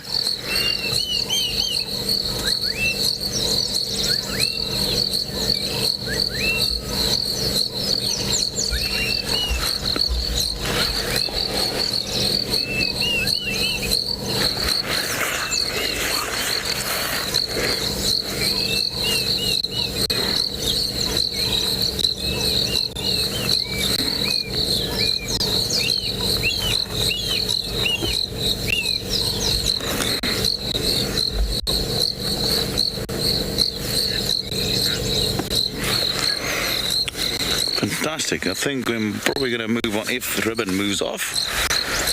But let's just wait and see.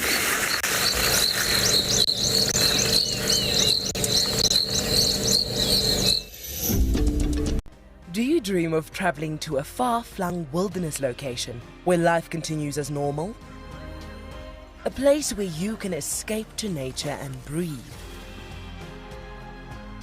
If you become a WildEarth explorer, then this could soon become a reality. Subscribe today and stand a chance to win regular travel prizes. WildEarth Explorers, it's in your nature.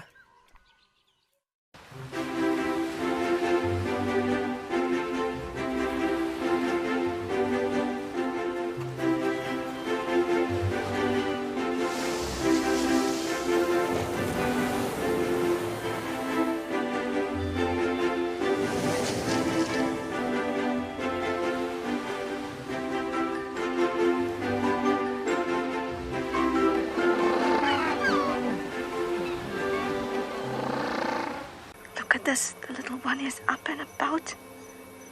Certainly hasn't had enough milk at this age. No amount of milk is enough. Oh, Corky. Too sweet. Oh, look at this.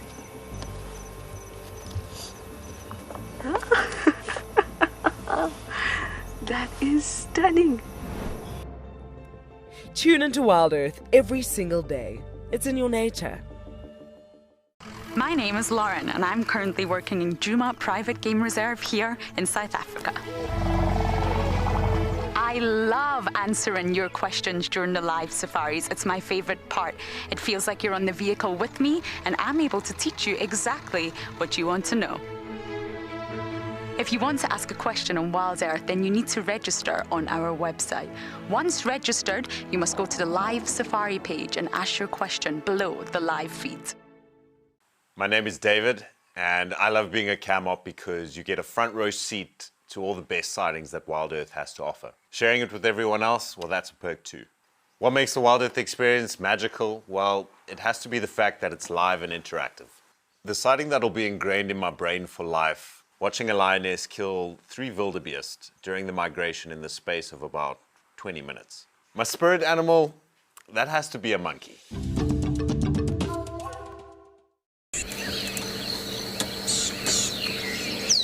Way quite aggressively.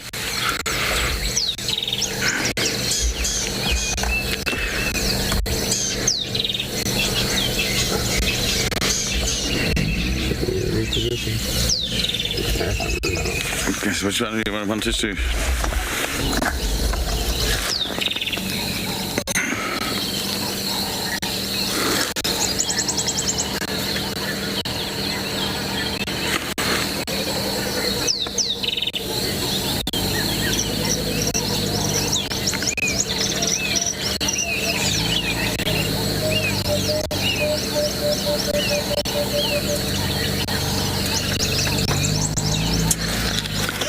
So let's try and get some bit more that way.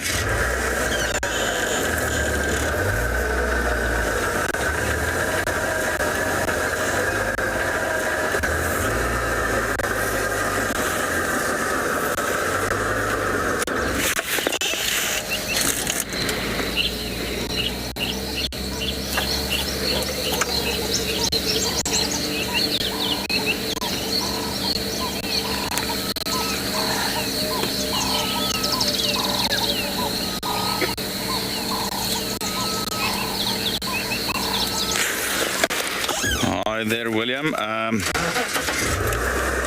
You'll probably see from about 4 months onwards, they'll start exploring the immediate area, like 50, 60 meters, and from about 6 months, they will probably start 6 months onwards, they will probably start to go a little bit further. And then usually by about 8, 9, they start small incursions with the rest of the clan, and then from about there onwards they start moving a lot with them. And by then they'll be sub-adults, so.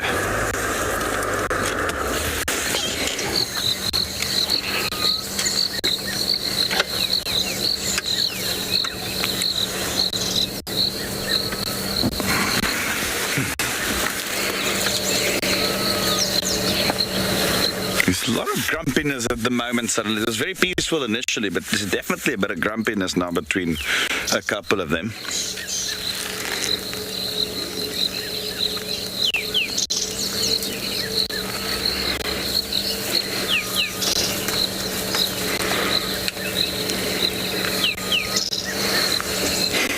I don't know. Hyenas, the dynamics in clans is just unbelievable. It just, there's going to be a fight again now, watch. We're going to have to move around and move around and move around. There's 4 of them that side now. Back.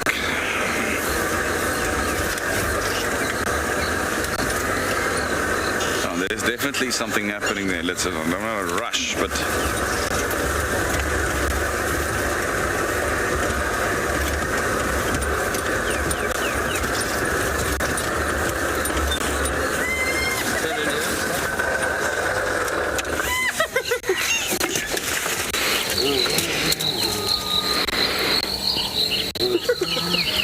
try some ribbon.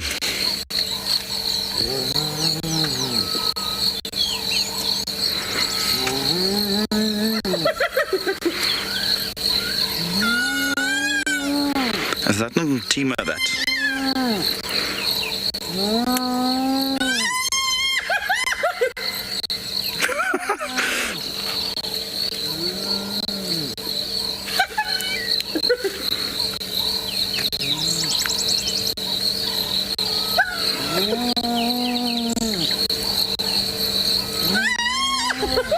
The sound there.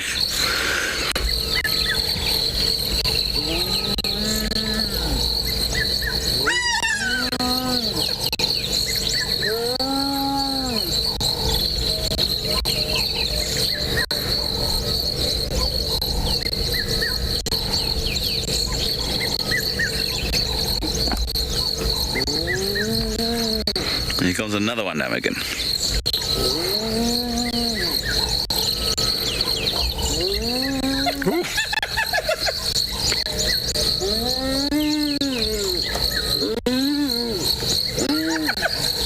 What on earth is happening here?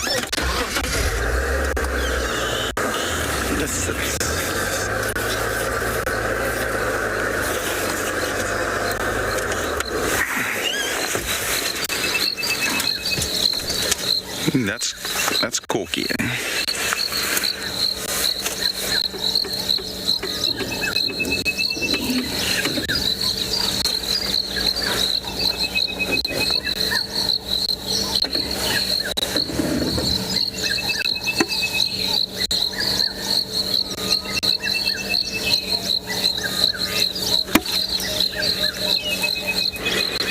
Are they drier?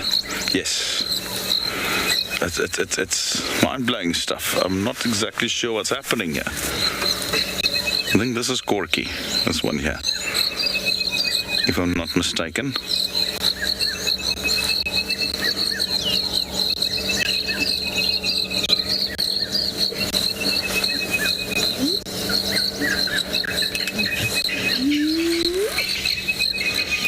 There's more calling there.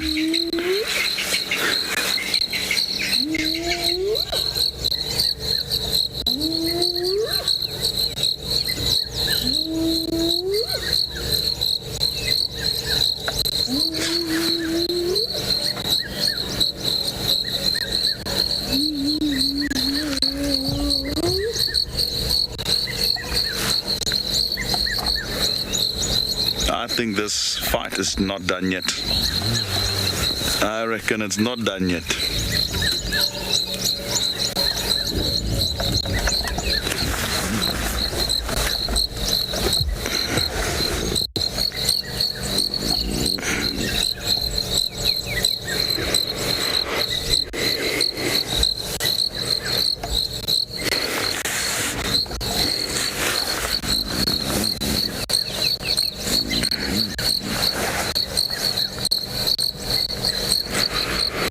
This is unreal.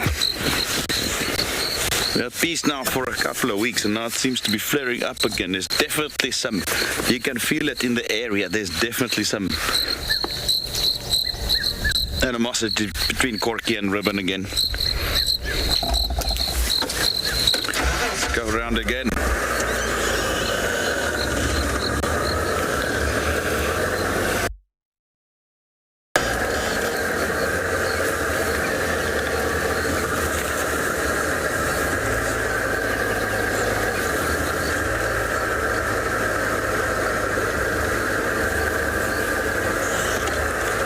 Turn around quickly, huh? Or let's actually go back to the dam and see what Ribbon's up to. The others are moving into the bush, away from the den there as well, and we heard Ribbon call here. Well, I'm assuming it's her because she's the only one that went in this direction. I shut the dam. Right. Craig can see her from his little pedestal there. Now that's...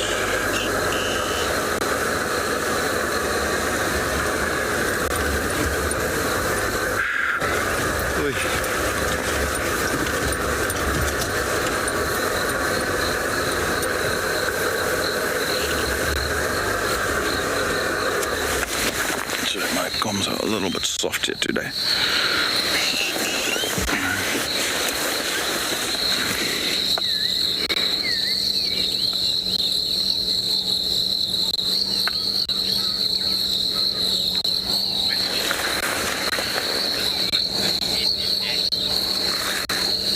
There, Lawrence. Not necessarily, it could.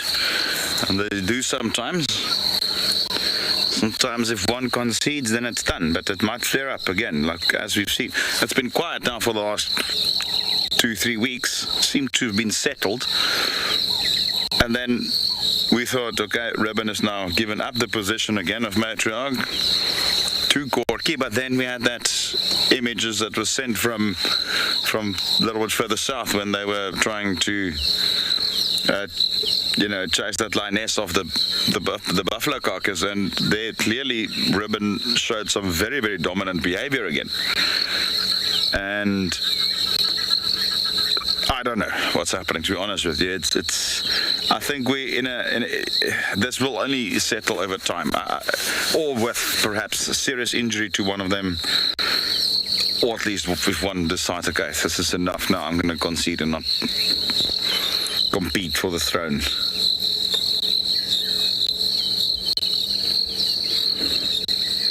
There was no fights there. There's just a bit of growling, a little bit of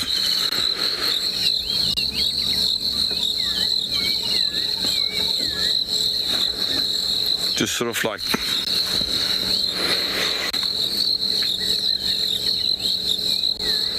this is who I am and what you're up to type of vibe. Yeah, call. Oh, it's Jonte.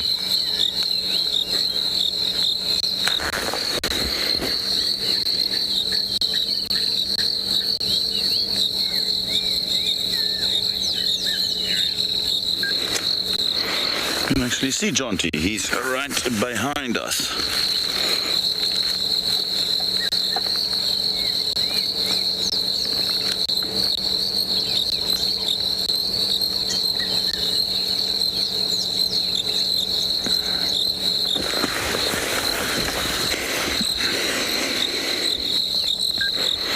And see which hyenas he's got there.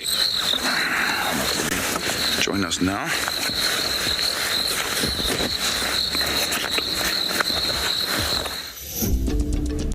Do you dream of traveling to a far-flung wilderness location where life continues as normal?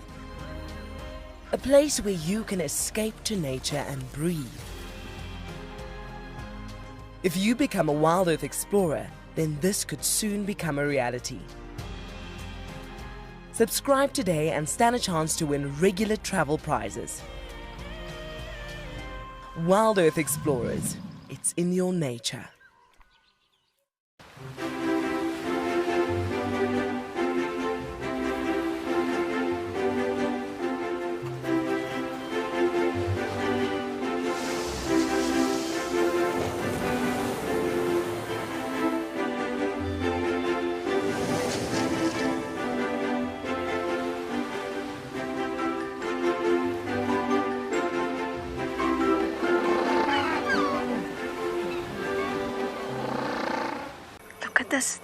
one is up and about.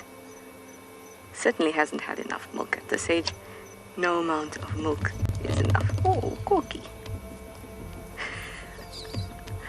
Too sweet. Oh, look at this.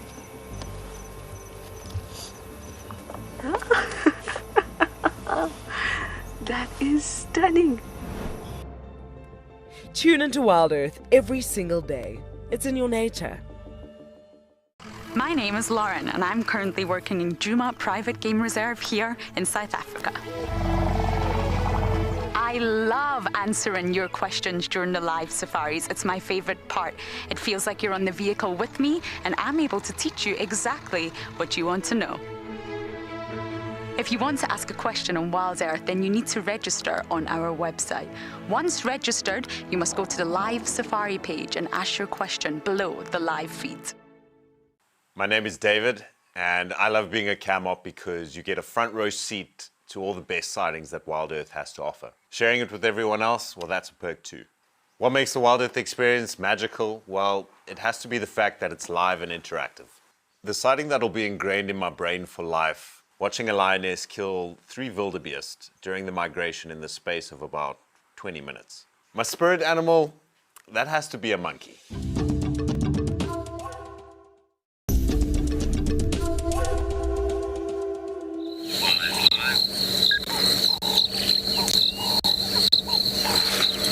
No, there's definitely something that's going to happen here. Something's busy unfolding here with these hyenas. They might go into a bit of a clash again. And there's a serious standoff between some of the clan members here at the moment.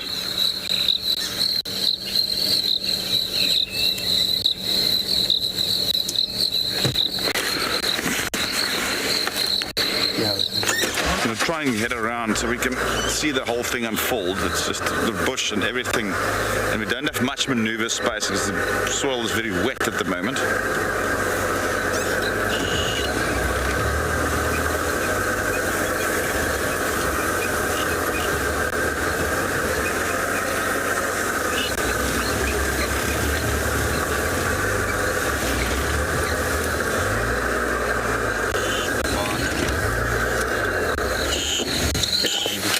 For the bar. It can turn to the left.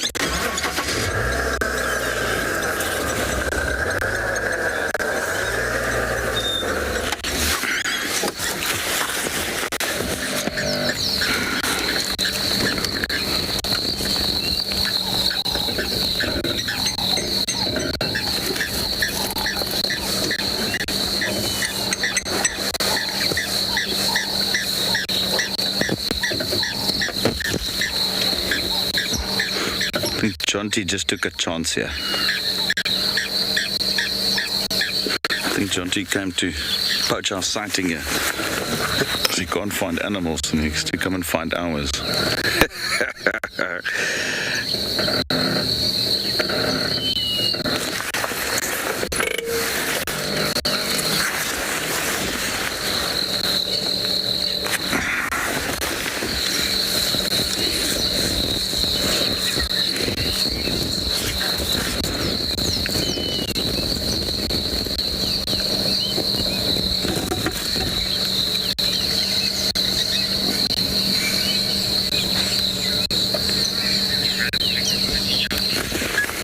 No, let's link over to Jonty, who's literally just 100 meters from us.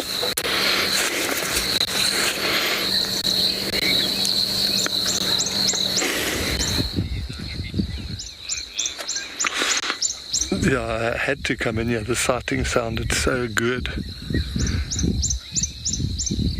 That's very interesting. The hyena closest to us, you can see its body language is not sure. See how it's almost lowering its head like that, and its ears. That's quite submissive.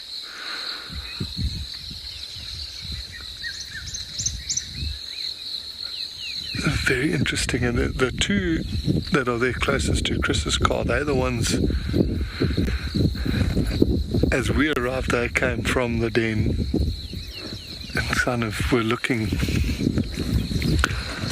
like they're the ones that are being a bit more aggressive.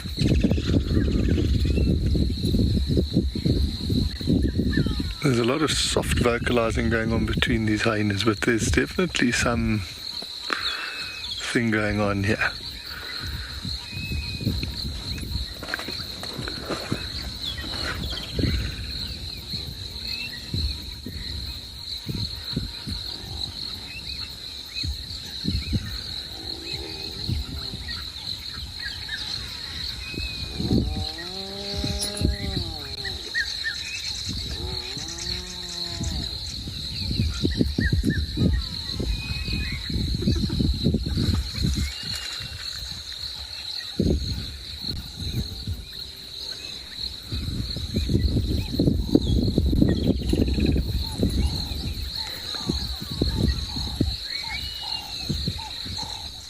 So interesting. It's like they're almost seeing off the fourth hyena.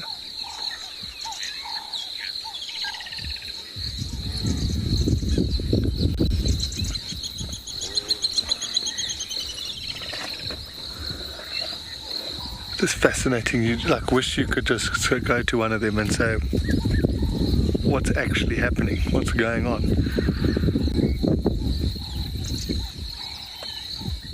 I want to see what happens when these two, or when these three kind of, if they actually will interact with each other.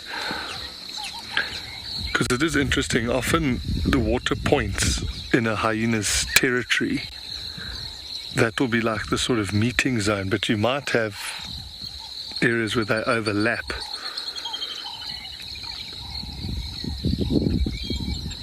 Because watching this hyena that's just come back on the road, it's very bizarre that she's far more aggressive towards that fourth hyena that's gone off to the right, but quite submissive to the two that were just off the damn wall now.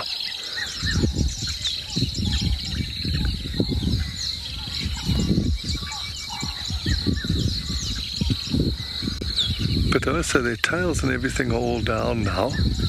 When we first arrived, I'm sure during the bulk of Chris's sighting, their tails would have been up and they would have been very sort of agitated.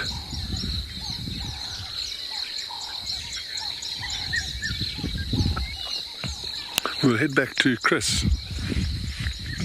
He's got a different perspective here.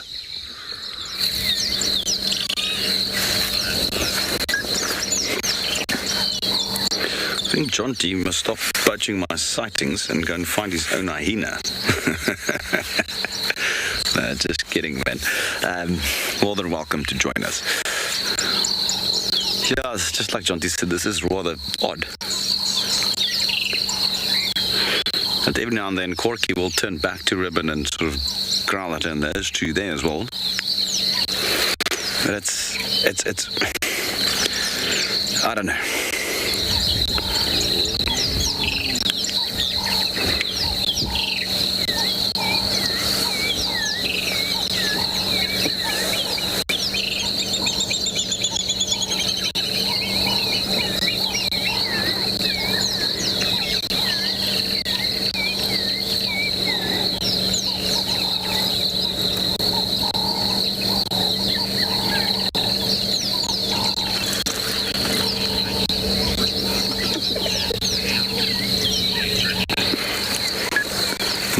James, Richard, yeah, absolute Djuma clan chaos yet again. Well, at this stage there hasn't been any real fighting, just growling and, you know, that bit of friction, really. Maybe I should do the same to Jonty. I'm also going to growl and lift my tail up. We have to bash him for something. He's always so chirpy with us.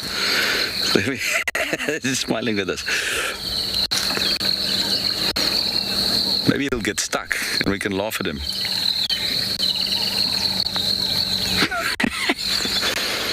This is such a tall bloke. You check when they're driving in the distance, he's the same height as BK sitting on top of the camera. They're like the same height.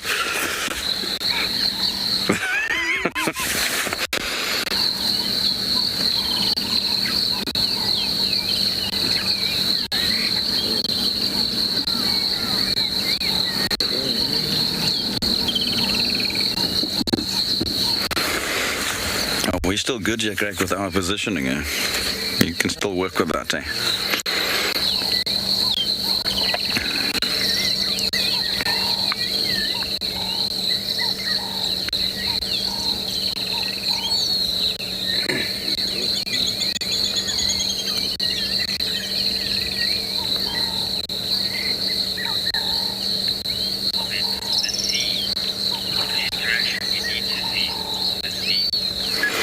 Hi there, good morning, Miss C. Said this the interaction we need to see today. Absolutely. Sort of what a complete hyena experience that was, in a way that we had the cubs, we had Mum there, Ribbon, the others around. So it's a little bit of a, it's not just the usual, okay, cubs come out, they drink milk, they sleep, Ribbon leaves.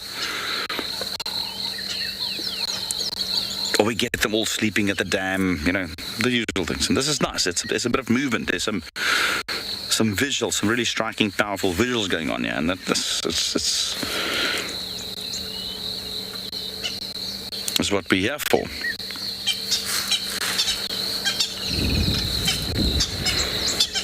Let's top it up with this big male lion suddenly rocking up. That will be cool. Right, let's go to John T and see what he's up to. Again. Here comes another one.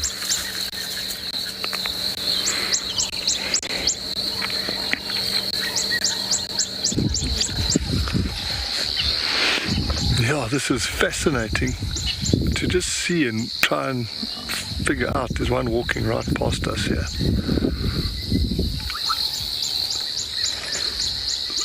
So now these ones have all done a bit of a sniffing.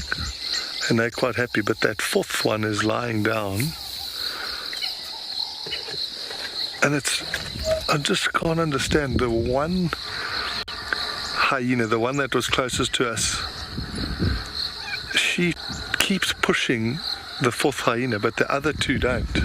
Here comes another. Is that one still right behind her? I don't know. Here comes another one. Jeez, that was close to me. This one I could have touched it. So it is really, really bizarre what is going on here. There's clearly something going on, an internal thing. I think this is obviously an inter-clan squabble, like I was saying earlier, with these water points. Sometimes they'll be on the boundary between two different clans, but whenever those clans join up, then it's not a friendly affair, then they'll be fighting each other.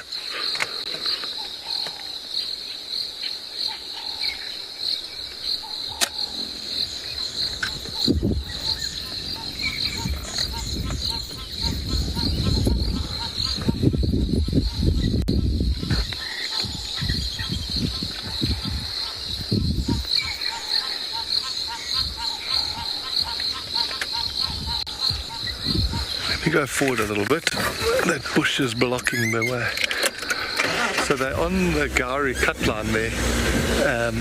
So obviously if they go that way, we can't.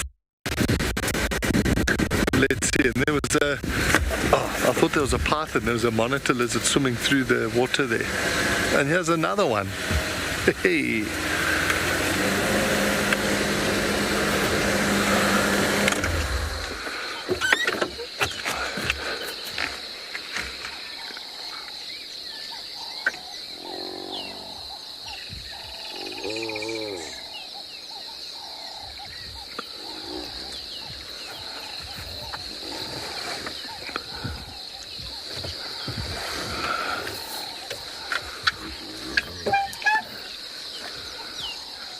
You see a bit of a greeting there.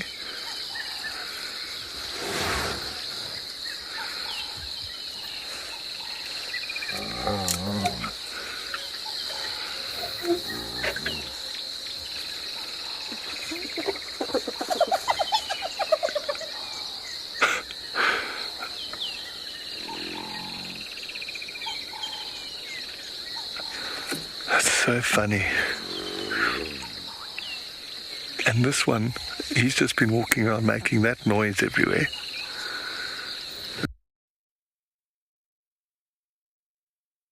Really interesting, huh? Like I say, we can all just speculate as what's going on here, but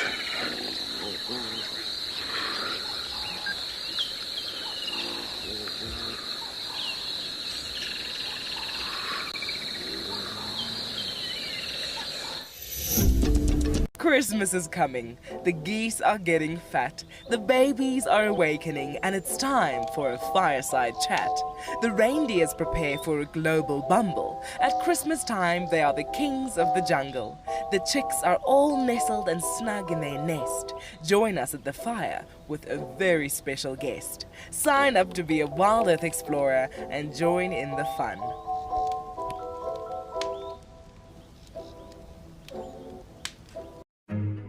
Wildlife trafficking remains a growing problem in South Africa, and often made worse by the way the media portray this complex issue.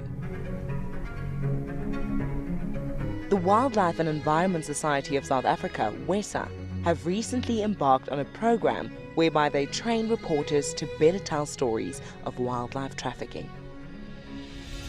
In my community, wildlife conservation is mostly something other people do, and I would like to change that.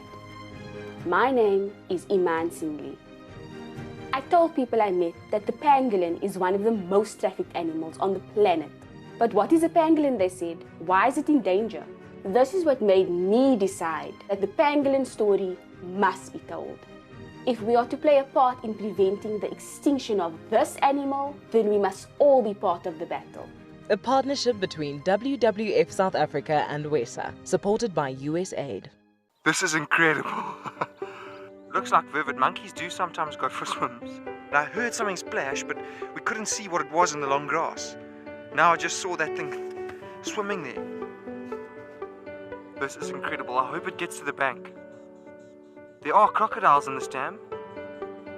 And looks like, you see that monkey climb up into the tree? Wow.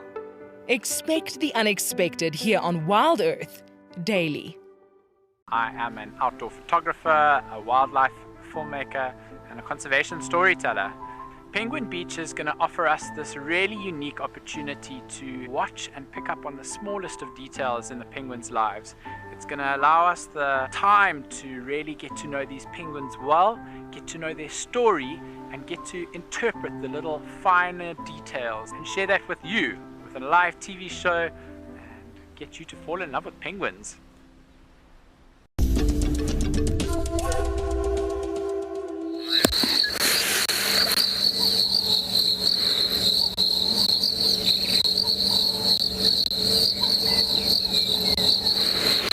They seem to have calmed down a bit now. A few of them have moved further south into Little Gowrie now, and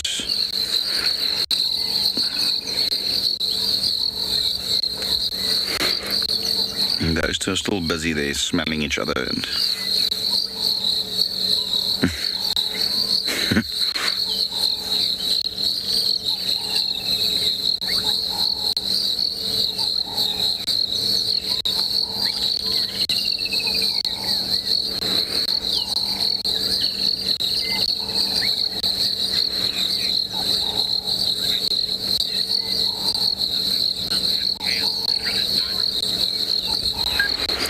hi, good day, Paul.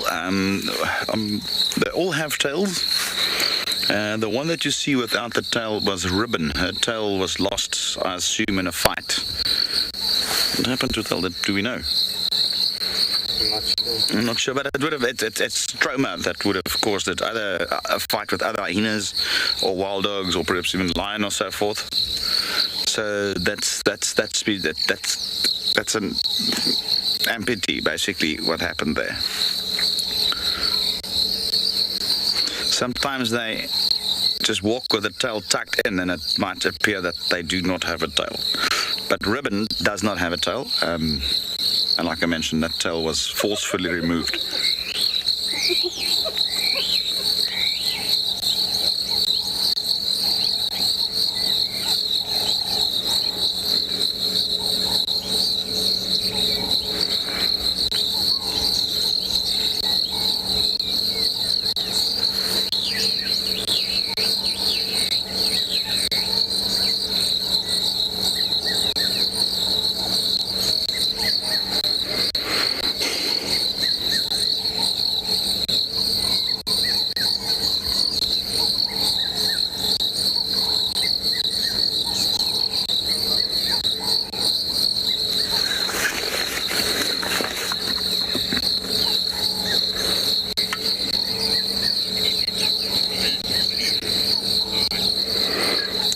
Good day, Owen.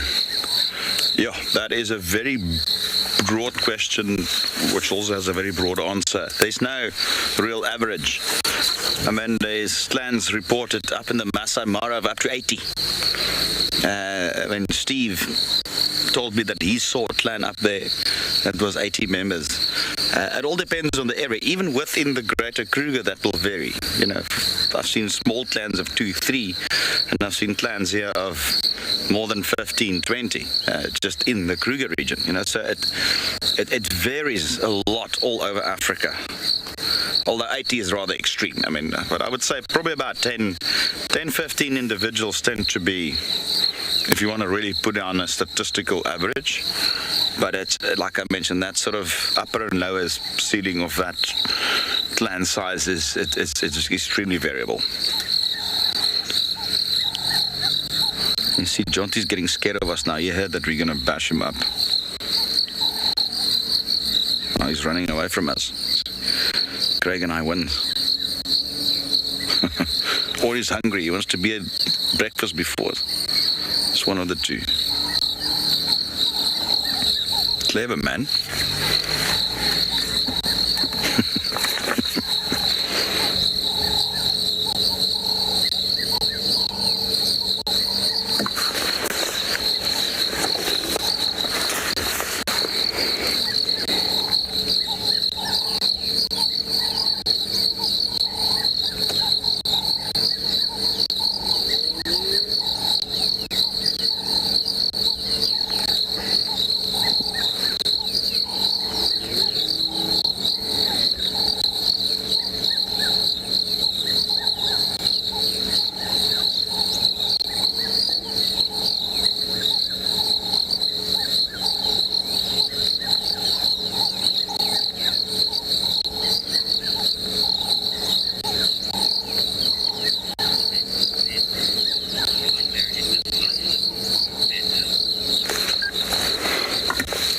Benson, yes, I think you've nailed it. They do look rather indecisive. It's like they know they need to do something, but nobody wants to really take that step to really do it. And or maybe it's just sorting itself out and without any violence, you know. Difficult to say. Difficult.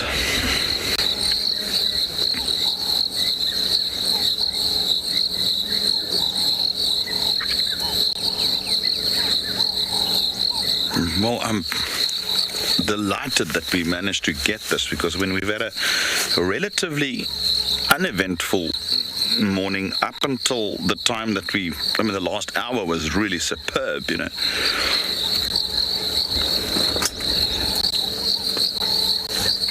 Suddenly turning a really quiet morning into really awesome safari. Changes like in a moment.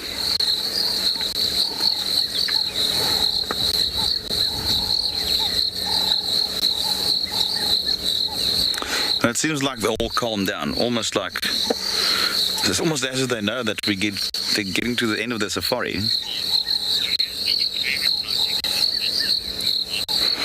Hello, Mark. Actually spoke about this yesterday, and there were so many. I mean, to name a few,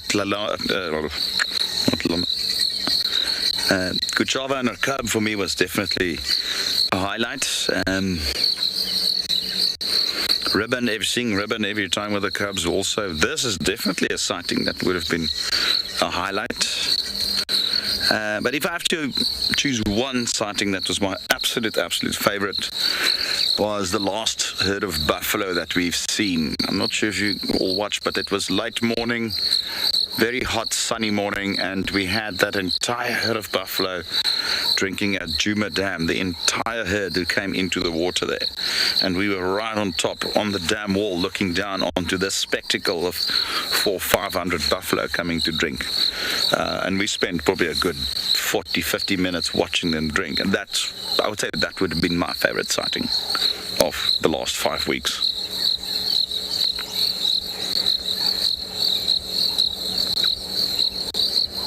But having said that, you know, that's by a very small margin. And there's so many things that were amazing, and I've been very fortunate this last 5 weeks on this shift to really seen some very, very cool and amazing things, learned a new thing, met some incredible people, started some new friendships.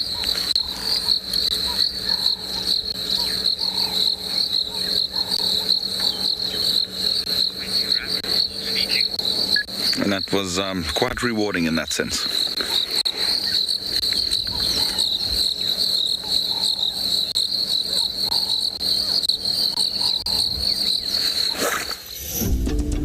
When on safari, there's nothing better than an evening spent under the stars chatting around a fire, with the sounds of the wild all around you. If you sign up to be a WildEarth Explorer, you can build your own memories by joining our guides for regular fireside chats. Subscription payments can be made by PayPal, credit card, and now bank transfer. WildEarth Explorers, it's in your nature. BirdLife South Africa, our country's only dedicated bird conservation organization. They have been very successful in a number of areas, including the conservation of more than 150,000 hectares of grasslands and estuary habitat, saving thousands of albatrosses in trawl and longline fishing, and training community bird guides as ambassadors for nature in rural areas. Celebrating their official 25th anniversary, they are sharing 25 of their top success stories across their social media platforms. BirdLife South Africa is currently striving towards the conservation of 132 bird species that are heading for extinction. If we conserve birds, we will protect other biodiversity and important habitats that provide clean water and clean air for humans. Their work is forever ongoing. People who love birds can become a member of BirdLife South Africa or make a donation towards a bird conservation project. Our bodies are made up of about 60% water, which means that in a very short space of time, you can dehydrate completely. A relatively efficient way of collecting water early in the morning is to take an absorbent material like a sock and to walk through the grass, absorbing the condensed dewdrops on the grass. Once the material is saturated, you can then squeeze it out into a container, or you can suck it out directly into your mouth. The bushwalk feed allows the camera person some creative license. This is my favorite style of shooting. You have to be mentally and physically prepared. You're shooting handheld in some very strange and contorted positions, always with a straight back, often in the squat position, low to the ground.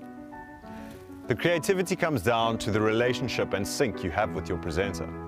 The more you understand each other, the more you'll be able to tell the story seamlessly.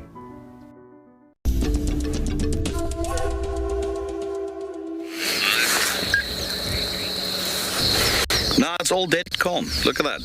From all of that growling and hissing and chasing each other and what you want to call it. Now they're all dead, sleeping right on the road. It's not a very good place for them to sleep. There's going to be some cars coming past here the entire day. And they obviously don't know that. But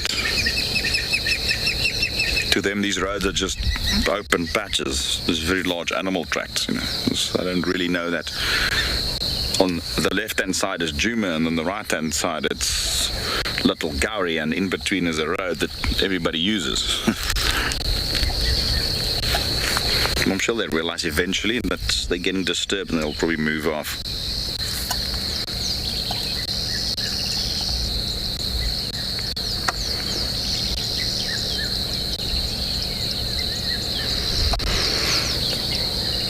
Remember what I mentioned this morning? I said if we can just get a bit of a break in the rain and it stops, we're going to definitely see some predators moving around.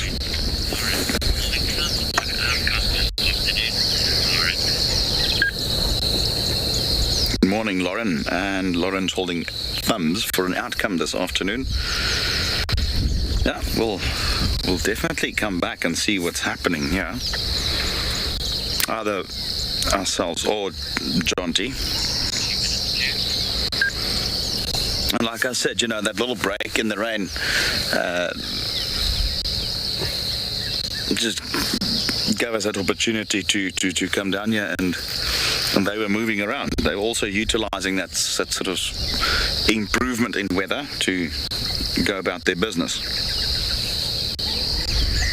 I think we might not be done yet. There's one coming to look for trouble again.